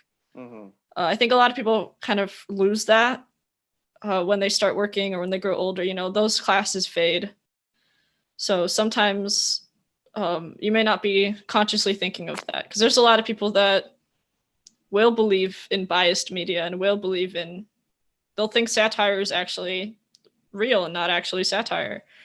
Right. So it's about the audience. Not everyone will get it, but you can't fault the director in a lot of cases for it. Sometimes it could be their problem, but in a lot of the times it's just maybe the audience. It's not who they're reaching. It's not who they're supposed to be telling it to, and these people take it the wrong way. Do you think that Are you someone who believes that taste in art is something that is learned? That you need an education in order to appreciate it? Not an education, but something that is learned. Yeah, self-taught. In terms of like self-taught, something that you experience maybe from your family growing up or the influences around you, maybe the movies your friends watched, what they like, what kind of media you consume, that sort of thing. I think part of it is you're influenced by your situation growing up, your family and your friends, but also part of it is individual based on other aspects of your life.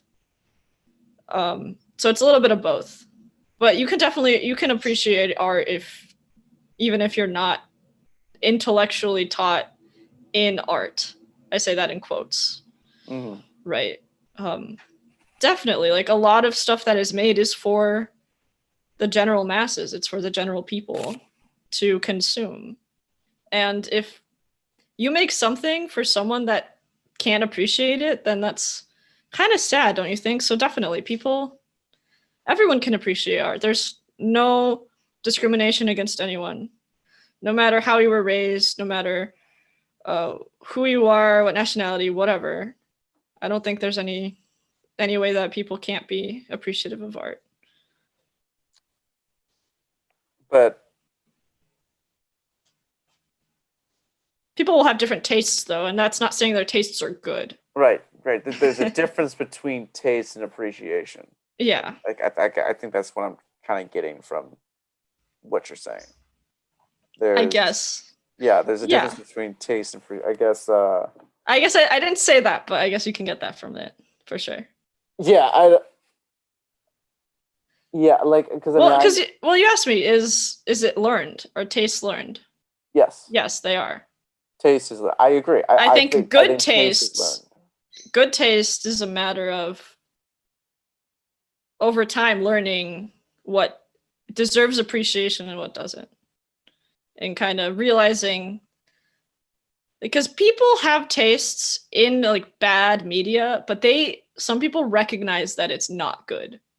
Like Right. they will watch something and be like, yeah, it's a bad film, but I enjoy it because it's a fun watch. Like you said, Right, like 'cause sometimes there's something the about it that you appreciate, but the you ex- know it's not. explodey the explodey flashy films, Michael Bay and all that, Yeah. they may not be the best storytelling. They may not be thought provoking, but there's an audience for that. There's a time and a place for that. And I think being able to distinguish those two, you can't compare a Michael Bay film to something of the likes of Tenet or Inception or anything like that, right? You cannot compare. And being able to differentiate between the two is what makes it important. Well, yeah, I think people. I think you ask most people, they're like, if they watch 10 and then they watch a Michael Bay film, they're like, oh, I get the difference. Yeah, for sure. I'm not saying that they don't, but the very select few people out there will argue that a bad film is a good film. And they can do that, but I will heavily disagree with you. Right. And that is okay, because we can agree to disagree. It's all personal opinion, just as, like, some people don't like certain music. It's not their fault. It's what they like. Who cares? Honestly, if it makes someone happy and it's not hurting anybody else and doesn't hurt anybody else down the line, as long as they like it. I think that's the thing. As long as a piece of art is making someone feel better, or yeah, because there's an audience. There's an audience for everybody. As long as it's not purposely, like, it can make some people happy, but it also shouldn't make everyone else feel terrible. Right? Oh, that's a good rule. Like if something is like Offensive. for example racist or offensive, Right. yeah, like some people will totally fall back on that and be like, yeah, totally, my favorite offensive content, blah blah blah. Just suck. Right. So as long as that's a very select few people. So as long as something is fun for the fun of it and it's not hurting anybody else, yeah, sure. Some people will always be offended, but as long as it's not trying to hate on anybody, then yeah, go for it.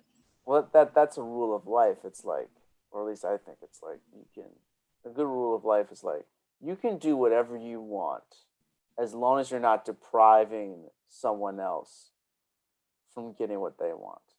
Yeah. Which I think that's a good rule. In theory, you think about that as a good rule, but also it kind of goes back to that whole individualistic thing. Yeah. It's like, I can do whatever I want, just as long as I'm not being an asshole to that person. It's like, well, that's not as collective. Yeah, that's also not the best way to think about things either, because sometimes you just got to do things together and you got to think about doing things as a group. I don't know. It's hard. You got to put in do things as long as you don't hurt other people, and then a bunch of tiny bullet points on this document that everyone must sign. And it's just the terms and agreements of being a human being that no one reads. And we just need a summary of it.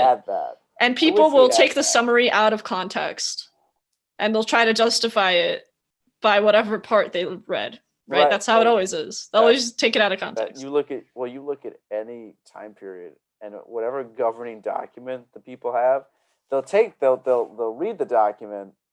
I mean, they do this with the Bible all the time. They'll take a passage of the Bible and they'll take out like a certain, like a few words.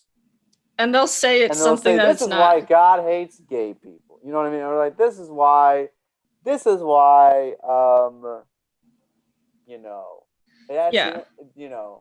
God is actually a terrible being, He's terrible a monster entity who hates people, who are not. Yeah, he doesn't actually love anyone, and he's a hypocrite, right? People will take that out of context, And you'll have the arguing side that'll say, actually, no, because if you read the lines above and the below, actual passage. That's yeah, what if you saying. read the whole thing, you'll get it. And you can't take it out of context. Yeah. I don't know if you've read this. I'm sorry that I'm taking all these things off my desk. They just happen to be on my desk. I did not plant these. But the Power of Now by Eckhart Tolle, I just finished reading this. And he actually references like Jesus and like the Buddha a lot. Because I mean, I'm a very spiritual person. I don't subscribe to an organized religion, but I am a spiritual person, and I'm reading this book, and he's like explaining like what Jesus actually said, or like what the Bible says that Jesus said. And I'm like, man, y'all been interpreting this thing wrong. The whole Yeah, I mean, we've time. had 2,000 years to figure it 2,000 years out, of misinterpretation, and we still can't figure it out. And probably the interpretations that people are still making about it are probably wrong too. Because I mean, again, does he say something? We weren't there. Does he say something different than what the majority thinks? Well, basically, the Power Now, and this has nothing to do with film, but I think spirituality and filmmaking do have a connective link, and because I think film captures the spiritual essence of humanity, but that's a topic for another day. With this book, The Power of Now, basically the whole essence is, we live, our default mode of human beings is being like governed by our thoughts of the past and the future. We rarely are ever in a state of just being present within the moment and not thinking about things that could happen or have already happened. Interesting. Okay. We've all experienced this subliminally, like when you see something in nature that's so beautiful that you just stare at it and you feel this overwhelming sense of peace. Has that ever happened to you before? Yeah. That's what being present is. I would describe. It's like not worrying about anything in the future or what had happened, just it's taking it in. action in the present moment. Yeah. Which sounds simple. And you might say, well, I do that all the time already. What are you talking about? I'm like, but you don't. Or you might, but most people, I feel, and I would, myself included, for the longest time, I was actually, when I started reading this book, I actually started to like think about how many times do I actually think about things that haven't happened but might happen. Like right. a worrier. I did that all the time. And it is such a waste of my thoughts and energies. And I would ask myself, like, why am I so exhausted at the end of the day? It's because you are thinking about things that haven't happened yet. And instead of taking action within the present moment, you're staying stuck in either the past or the future. Even though your body is in the present, you're not accessing the present moment. Okay, I can get behind that.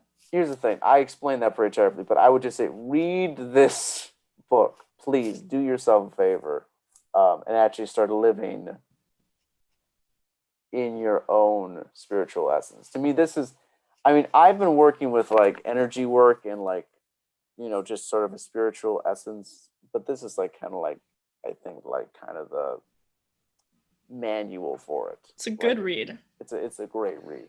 Okay. You heard it, folks. Yeah. You heard that shit indeed. Yeah. Is there anything else you want to ask me or touch on before we finish up here?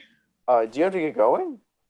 Soon. Not quite. I didn't know that we had a time limit on this. I mean, it's not a time limit. I think it's been a while. I do have to go at 1:30 for sure. You have to go at 1:30 for sure. Okay. Well, let's there are still things that I would like to. Yeah, we can chat more. Yeah. I'm cool with that.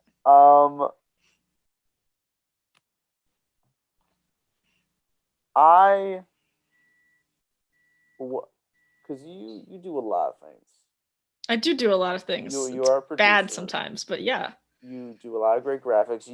I want to thank you here publicly for making the Courier 13 podcast logo, all the graphic stuff. That's all you. You do a very great job with that. You've also worked for a long time as a gaffer, so or well G&E. Yeah. Have you ever worked as a gaffer? Have you ever been? I have not worked officially as a gaffer, no. Okay. But it gets to a point on small sets, you're like, yeah, you Well, yeah. could be considered the gaffer at some point, When but you're not on officially. a small indie set, You're doing everyone's everything. doing everything. Yeah, it's not the same. Yeah, I it's won't. not the same. Yeah, Um, but no gaffer, Ginny.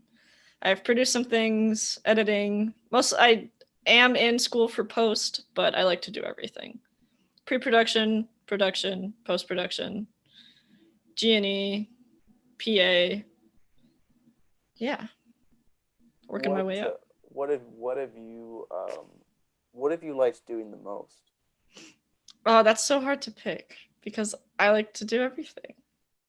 I think it depends on the day, honestly. I love filming documentaries. I love going on set and I like asking people questions and getting that story out of them. I think that's always fun. Just having these conversations with these really awesome people and getting to know someone's story, whether it's about themselves or about their company or their movement or their ideals. That's always a fun thing to do. So I think that's my favorite part is documentary filmmaking. I think editing, I haven't done much creative narrative editing. I've done a little bit more doc editing because that's more of the stuff I produce. But doc editing is tough. I think I'm satisfied at the end when I finish a doc, but the process is very lengthy. You gotta go through a lot of footage. How many docs have you made?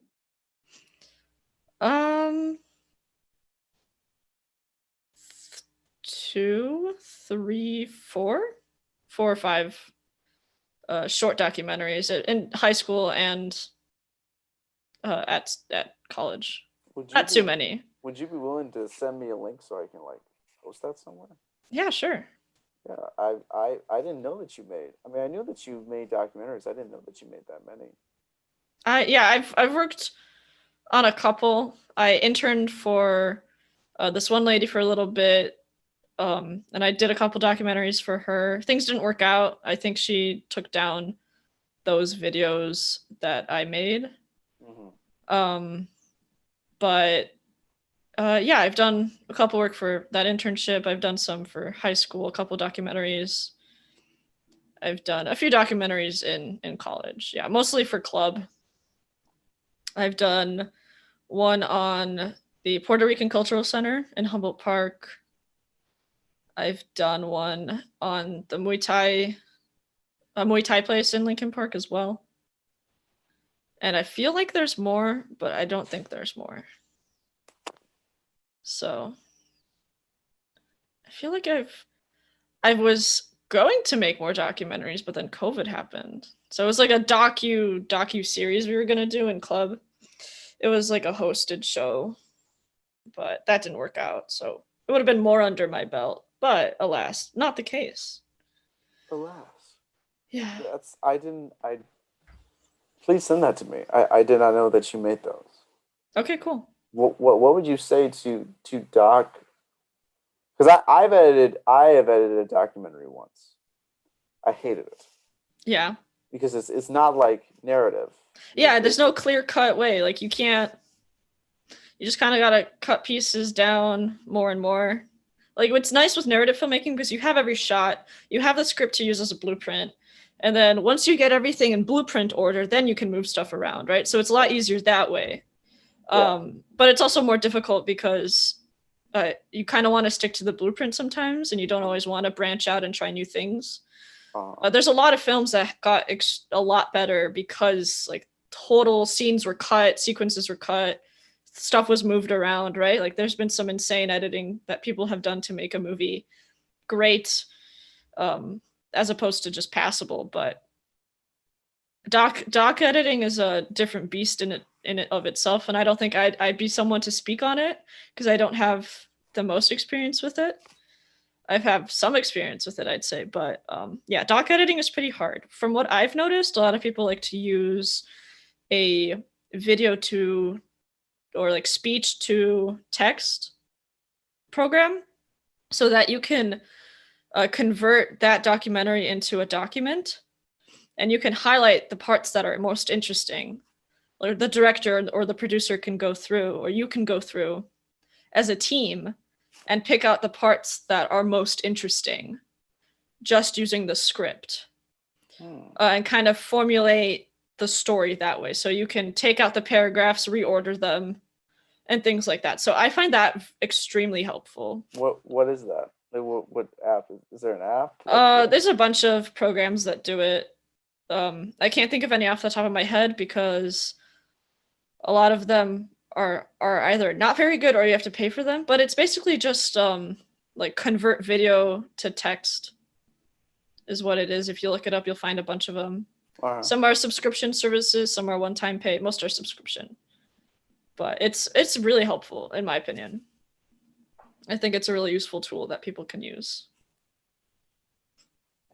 I would have really liked something like that when I was editing my doc, because for people who don't know what that's like, you basically have all the footage that anyone got on the set, whether that be interviewing people, getting like BTS shots, just B-roll stuff like that, which can be hours and hours of footage. Editing hours of footage into a 5 to 10 minute short is insane. It is an insane task. Yeah, it's crazy.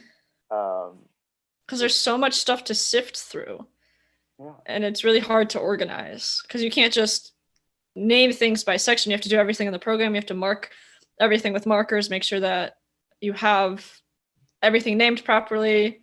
And even then, it's still hard to go through everything because you have the markers. You got to like go through, and it's not as easy as just reading something and knowing what it is at what time and having to change that specifically. What's your process for editing, just in general? My process for editing, I go through all the footage first, at least once, and then I go through it again. Well, I go through it once and mark out points that stand out, that are, at least for documentary editing, I mark out points that stand out and that are like clear breaking points or change of topic.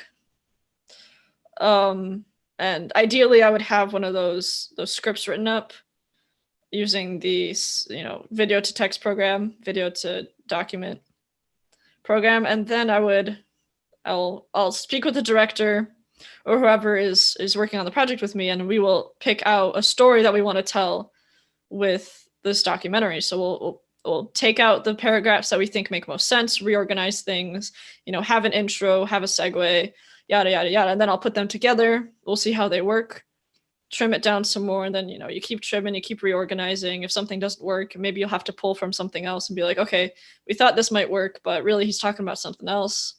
He or she's talking about something else. And really this part would work better for that.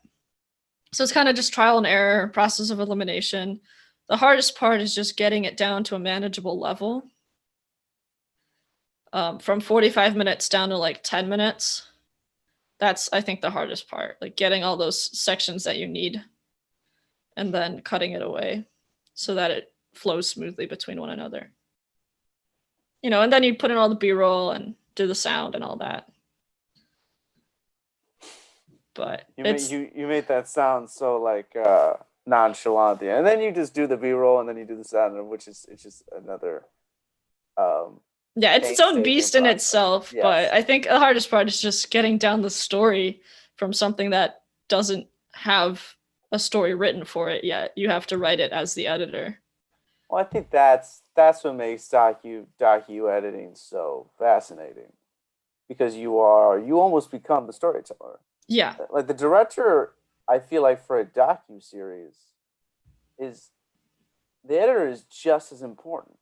Yeah. In narrative, it's the same thing. Mm-hmm. But with a docu-series, the editor literally has no blueprint. They're creating it in their own mind, how it all should go down. Yeah. How to tell the story, actually. The editor, I think, is even more paramount in that situation. Yeah, I definitely think so too. That's why I prefer documentary editing, just because has a little bit more freedom to it. Though, hopefully in the next few months, I'll be getting more into narrative filmmaking, and hopefully that'll work itself out as well. We've Yes. done projects in class that are like narrative, but they're more they use free footage or just stuff that isn't really special or anything like that. Mm-hmm. It's just you don't really care about it, just throwaway footage. Oh yeah, project. It's sort of school project. It's Yeah. not the best content. It's kind of silly, but not in a good way. It's just cheesy, right? Right. So you do stuff like that, and it's just not fulfilling. But getting more into proper narrative editing would be really beneficial. Yes. Well, you're gonna be editing stuff. I mean, you're gonna be editing stuff that we're gonna be working on. Yeah. Later down the line. Yeah. Which I'm so excited for. I'm so excited that you're gonna be editing. I think you're really good at it. I don't. How much stuff have you seen from me? I've seen a couple of your stuff. I've seen. Did you see my Interstellar trailer cut into a horror film? No. I had to go through the entire movie. Really? Like when you make a trailer, you have to watch the whole gosh darn movie. I watched the movie and then I'm like, okay, I watched this movie recently, so I might as well do this project on it. The project was recut a movie trailer for a different genre. So I chose Interstellar, and I chose the horror genre. Mm-hmm. So I made it a scary movie trailer, and I went through the whole film, and I just cut out the parts that I remembered were scary, spooky story. You can kind of skip over some stuff, but yeah, you gotta go through everything. Spooky? Did you make it scary spooky? I did make it scary spooky. I put generic horror soundtrack underneath, which automatically makes it scary spooky. Automatically. And I chose all the parts where they mention ghosts, because there's a lot of ghost talk in that. Really? In that movie. Yeah. Surprisingly, there was enough footage. Haven't seen it. There's enough footage. There's enough footage to make it out. There's just they're trying to figure out some phenomena, and they don't know what to attribute. Yeah. For the Christopher Nolan flick. Trying to figure out, was there time? Does he mess with time? I assume he does mess with time, yes. Christopher. It's not it's just that it's not necessarily he messes with time as like a time travel not like Tenet, but it's more so time moves. It's like there's a sense of urgency to get their mission complete, because the location they're at in the movie, time moves so much faster for them than it does on Earth. So like a few minutes on a certain planet will be 20 years on Earth or 50 years on Earth. Right? So like that's the sense of urgency that he plays with. So it's not necessarily time shenanigans, but it's like, oh shit, every moment of this film matters. 50 years. Because it's not exactly 50 years, but it's just some ridiculous amount of time, like a minute is a year or something like that, right? You should watch it, it's really good. But he plays with that. The soundtrack is really good. Anyways, sure. I edited that into a horror trailer. I thought I did a pretty good job. I'll send that to you. Unfortunately, I didn't have better quality footage, so the film it's like 800 by 280 or something, so it's not the best resolution, but it was good nonetheless. I'm sure it's so fun. I mean, you put spooky music under it, so I mean, it's got to be great. Yeah, I mean that's the only reason it's spooky.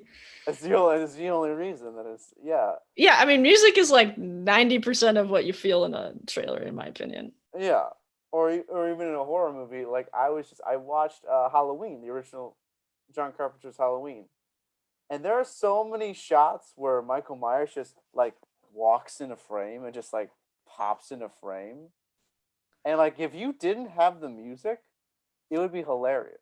Yeah, it is kind of hilarious when you watch it and you just don't think about the music, just think about him walking into the frame. Yeah, but because there's music, it makes it scary. Because they got music in it, you're like, oh my god, it's Michael Myers. No. Yeah. That's But how. yeah, That's I how didn't mean to would cut you know. off. I was gonna ask what editing have you seen from me? Because I don't know what you know. Because I feel like I don't think I've shown you anything. You didn't show me anything. I thought. I mean, I did that short with Carol where I acted. I was Jesus. Yeah, I saw that. I did not edit that. If you thought I No, did. I knew that. I was pretty sure that you didn't, but I thought that there was like stuff like connected with her account that was yours. I might be wrong. I thought like I was going through Vimeo and I saw things. I don't know. Maybe. Oh, maybe there was there's a short that we did together freshman year. It was what is it called? I don't remember the name of it. I can picture the We've all thumbnail. forgotten our crappy freshman. Yeah, so it was a crappy freshman film. It wasn't bad. It was just it was all right. It was fun.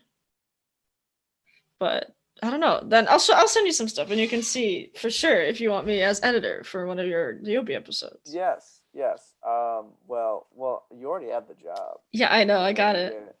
Yeah, I was It's just not like like, you're gonna fire me unless you like yeah. really. Unless I see something that's like, oh, have you seen this? It's okay. All of my films specifically are made to offend you. For me. Yeah, To exactly. offend me. Yes, so that you won't hire me for anything ever again. Yeah, which is you- why I haven't shown you any, which is exactly the reason. Right, because you hate my guts and I hate you. So it's just this, yeah, I love how whenever we're with other filmmakers or our friends, we're always like assholes to each other, and it's just kind of I'm really the asshole. I play along. You play along. I just think it's funny just because your deadpan just like demeanor makes it funny because you're just kind of like how could you do this to me? Oh man, unbelievable! Man. You offended me so much. Oh, it hurts so bad. I roast you all the time. I didn't want to roast you this episode. I wanted to keep things professional. It's too late. It's too late. It's too late. At you now. You can't take it back. You've actually offended me live, not live, but for the whole world to see. Now they know how terrible we are to each other. Now they know that I'm an awful person. Yeah. Spoiler alert. Warner Andrews is a terrible, terrible person. No, that's not right. No, I mean that's very kind of you to say, but I think everyone knows the facts by now. The facts. Okay. The facts. I think you don't know the facts, so. I mean, I never know the. Get your facts checked. I hate when people say that. Get your facts checked. Like I have a backpack loaded with facts that I keep around me. Check your facts. That's what a phone is for. That's why we have these. Oh. That's our fact checker. Yeah. Whenever someone says, check your facts, you should say, just check your phone. Yeah, look it up. That was stupid. I don't know why I said that. It's fine. It's been a while. It's a morning. I just hate on a Tuesday. I just hate sayings. Really, I just think sayings are just most of them are stupid. Like for Pete's sake, why? Was there someone named Pete? And they just like had to be like, for Pete's sake, like for his sake, why? There's probably some etymology behind it that we aren't familiar with, but yeah. Gotta get off scot-free. Who the heck is Scott? Why is he free? Yeah, scot-free. Okay, I'm gonna look this up. Where does for Pete's sake come from? For Pete's sake originated as a substitute for Christ's sake. Oh. So it's a religion thing. Okay, right. So instead of saying for Christ's sake, because people might get offended by that, you say for Pete's sake, because I believe like Peter was a important apostle. I'm in a religion class, and I want to say Peter is an apostle. He is apostle. Or a disciple. He's an apostle, a disciple. Yeah. Yeah, all of my CCD class. No. No, I never thought of it like that. I never thought, repeat is a religious thing. Yeah. I never thought that. I don't. It's bro. The memory retention for this class I'm in, absolutely zero. Yeah, It's bad. It's all like New Testament stuff, right? We did Old Testament and some New Testaments. No, it's all New Testament. I don't think we've read any Old Testament. But we talked about the Old Testament. Sounds like riveting stuff. My sort of mentality. You're yawning as you're I'm tired. I also have to prep myself for a class at 1:30 and I have to sit through it.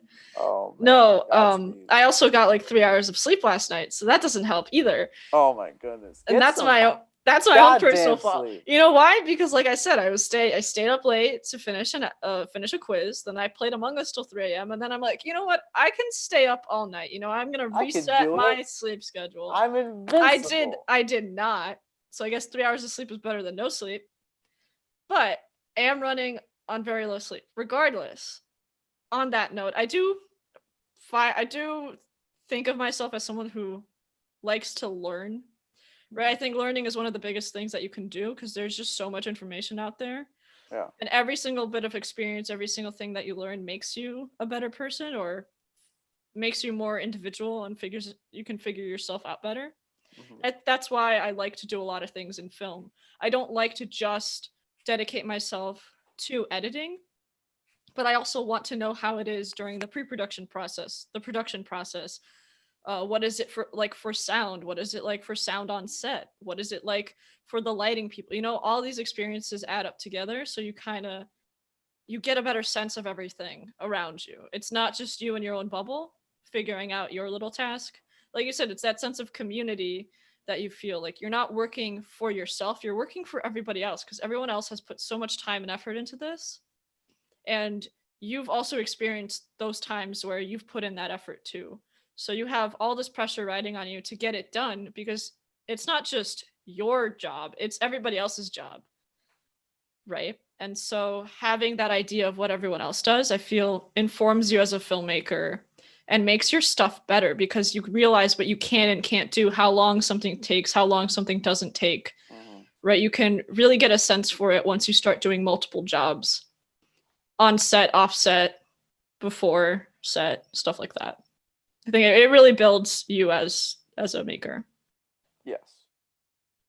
I think you can't be that person. Well, I guess you can, but it really doesn't help you to be the person who only does their one job and knows nothing about anyone else's job. I don't think there's really ever a case of that. I feel like people always have a rough idea of what other people do, but I feel like it's not as impactful when you're really stuck on one thing. Like, I guess there's the cases where if you don't like to do something, then yeah, you probably won't do it. Or if you really dislike it, there's nothing against that, right? If you really want to stick with your one thing, I say if you gave it a try doing other things and you really didn't enjoy it, okay, that's up to you. At least you tried and you kind of get an idea for what everybody else does. But if you don't try in the first place, I think that's where you've made a mistake. Because if you don't try, you'll never know. And I think that's just with life in general. If you have an opportunity or you have, if you have a chance to learn something and you don't take it, that's on you. Yeah. Right? Because then you'll never know if that thing is something that you like or not. And a pandemic shouldn't stop you from that. Yeah. If you can help it. Yeah, some jobs, of course, in filmmaking are harder to do during a pandemic, but we all rely on each other, right? If there's no script, there's no production. There's nothing for someone like me to edit. There's nothing for someone to color correct or for someone to do sound. If we don't do production, which is the hardest part, honestly, in filmmaking nowadays, because that's where most people are on set. If you can't do production, there's nothing for, the screenwriter wrote a script that can't be produced. Right. No one has anything to edit, right? So we all work as a well-oiled machine. We're all a crew on a ship. If one stops, we all suffer. Yeah. So I think for writers, you should want to write stuff that you know that your friends who are in production can make safely. Do you know what I mean? Yeah, like it's not even that big of a a prompt, like think of it as a challenge, right? Mhm. It's sometimes easy to make the big flashy stuff, and that's not something you can usually do even outside of a pandemic. Trying to get 50 people together for a scene, for like a party scene, is really tough. Yeah. And even just putting that prompt on saying, having a single actor participate in this film, that's all you need. Just one room, one house, maybe two locations, and everything is pretty safe. That's an accomplishment. I think that means you're versatile. It means you can adapt. It means you can still make good stuff no matter what the story is, no matter what kind of restrictions are being put on you. Mm-hmm. Right? And I think that challenges the writer or the artist or whomever to think collectively, Yeah. not just as an individual. Like keeping in, like you said, yeah, definitely keeping in You're mind what keeping everyone else yeah. in mind. You're thinking, oh, I can make this. That's also this really good piece that really expresses myself. And also, I know in this hard time where it's hard for other people to do their job because they can't get on sets, you could totally make a piece of art that is personal to you, that also is something that other people can take and safely create. Yeah. Because I never believe in the writer. I believe the writer should just write the stories that they want to write. I think putting limits on yourself is never a great thing in the writing process. I will say, though, an exception to that, humans do need to adapt to the situations that they are given. So if you're a writer and you're like, you know what, man, I got to make something because we're in a pandemic and people aren't working. And the people who I know in production who need that outlet to express themselves don't have as many opportunities as they want to. And I just want to make something that can fulfill myself and them. Right. You can do that. And I think that's probably the most selfless act as an artist can do.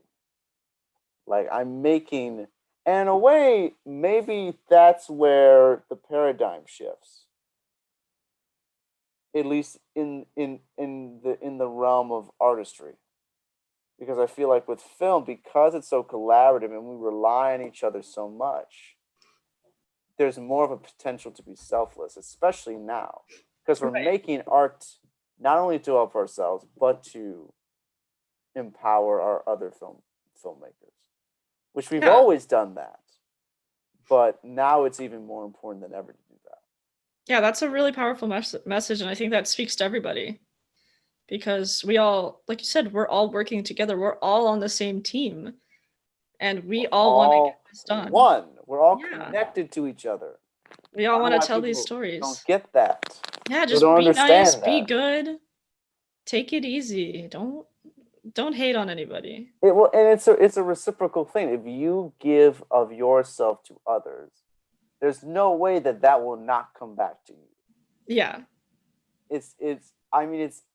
I can't believe I even have to tell people this. It's advantageous to help people out. Yeah.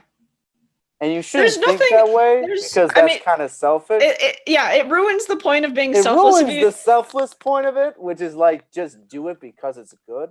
But if you need that motivation to be a good person because you are you don't lose anything for being you don't lose anything. Yeah, so you might as well just be a good person, because if you choose to be a not so good person, you have everything to lose. You have friendships you can lose. You have a reputation, even, whatever it is. You have something to lose in that case. If you're a good person, there's nothing to lose.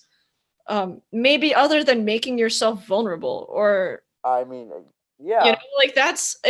I say that very lightly, but it is something that's very difficult for people to do, to open up to others and to have faith in people. It's hard to have faith in people, just trusting people to do the right thing, to take your emotions and treat them fairly, or take you and treat them fairly, treat yourself fairly, right?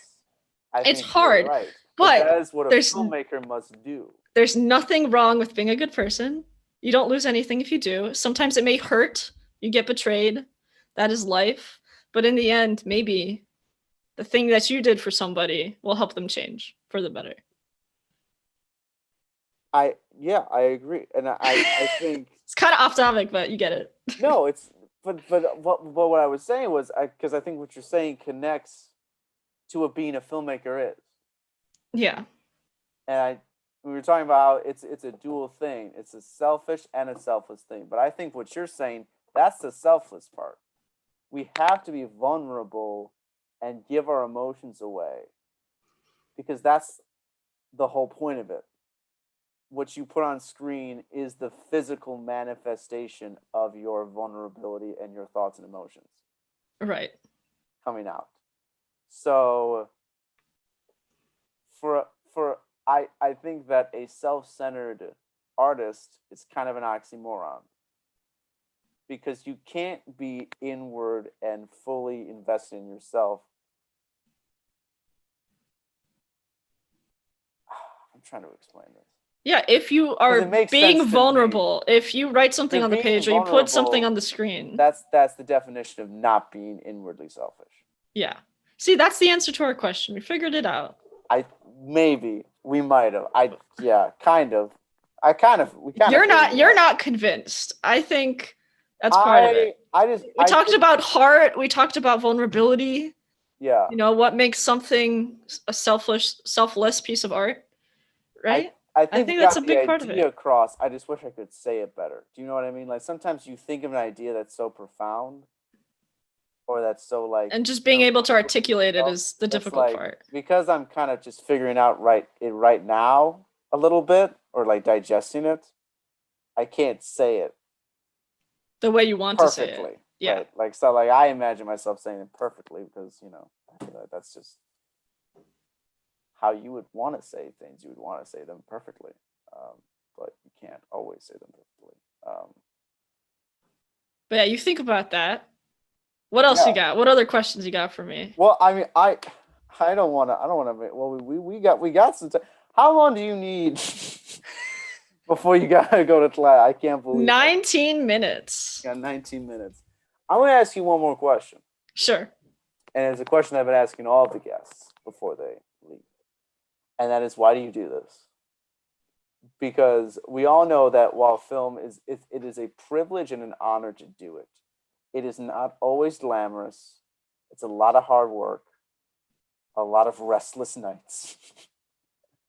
Why do you do it? Why? I love working with people, is why I do it. I love seeing everybody's different views, different ways of expressing themselves. Everyone is just usually from my experience, everyone is such a good person on set. We all take care of each other. We all motivate each other to keep going, and we always get the job done no matter what, if it's a good team.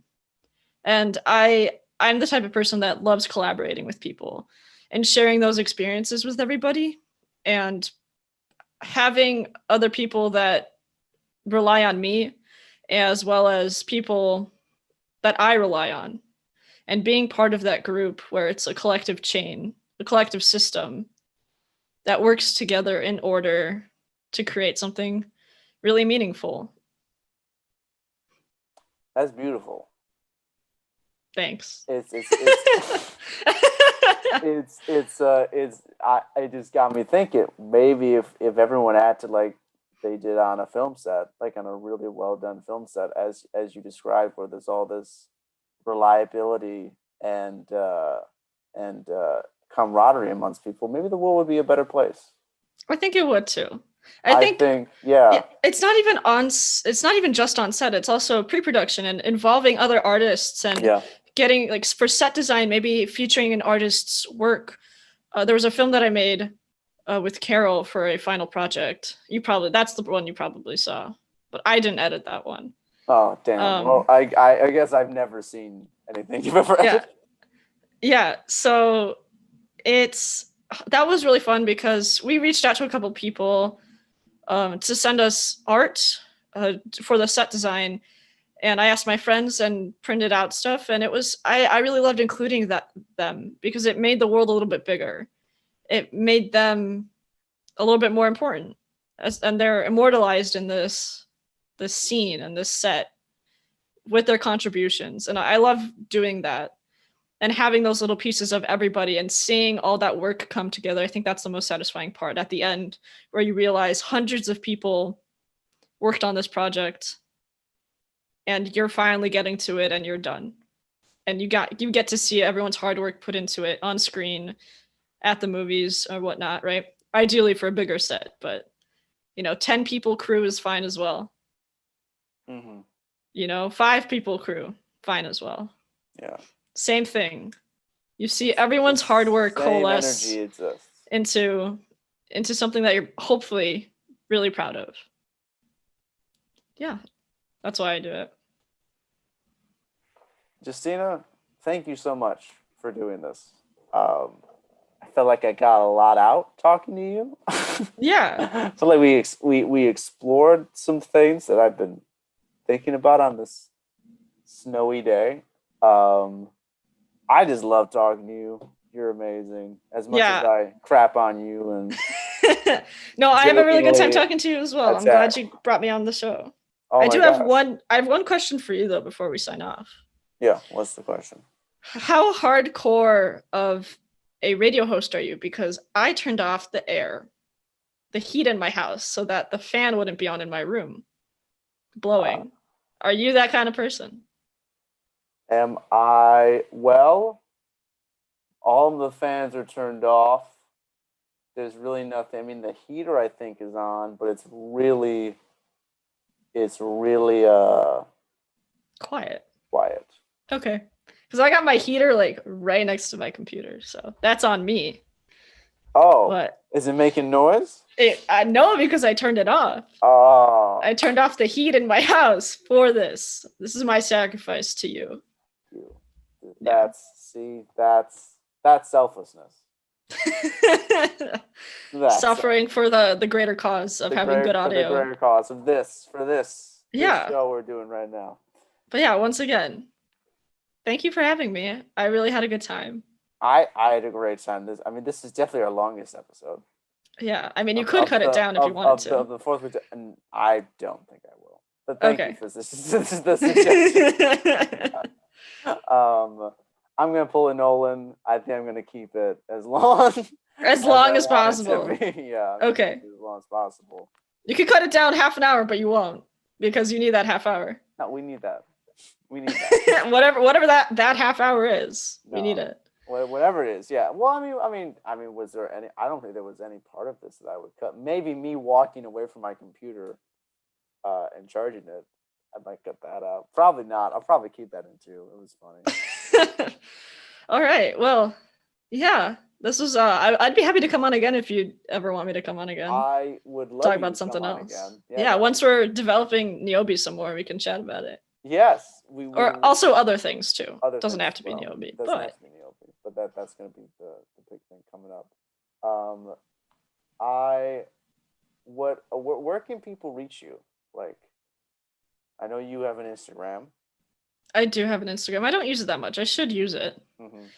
You can reach me on Instagram at Draconic Flight, DRACONIC Flight, like the past tense of flying. Flot? What is the past tense of flying? Flight is to be on a present tense. It is. I went on a flight. I went on it's a noun. It can't be past tense because it's a noun. Never mind. You get it. I don't know how grammar works. It's a noun, so therefore it is just flight. It's not flying. It is a flight.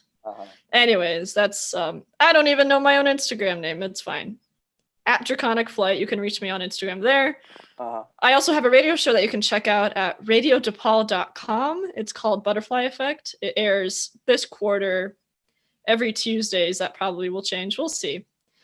We have a schedule up on there, so you can always check out when Butterfly Effect airs. But on there, I choose a new topic every week and talk about how it was caused and the effects that it has on us as individuals, our society in general, or either or. It depends on how big the topic is. But check it out. That's really fun. And that's where you can reach me. All right. So will they be able to find your stuff, like the projects you've worked on there? I mean, I gotta figure out my website or something or other. You can, send me like your like a reel or like your stuff, and I yeah. will put that up for people to see. Yeah, I mean, I got a couple things up on Vimeo. I got a couple things up on YouTube, but I guess I'm not comfortable. I don't mind sharing it, right? But I feel like it's not up to my standards. Then again, I should just, you could just share it. That's the whole point. It's just let people see, let them determine for themselves how you are, right? But I'll send it. You can put it down below in the description so people can check it out. Yes. Yeah. All right. Well, thank you so much again, my friend. Awesome. This has been amazing. I got nothing left, man. Yeah. All right. I'll catch you later then. I'll catch you later. Enjoy your class. Is the New Testament class or whatever? No, it's color correction. Oh, well, that'll be fun. That'll be enjoyable. Well, have fun. Yeah.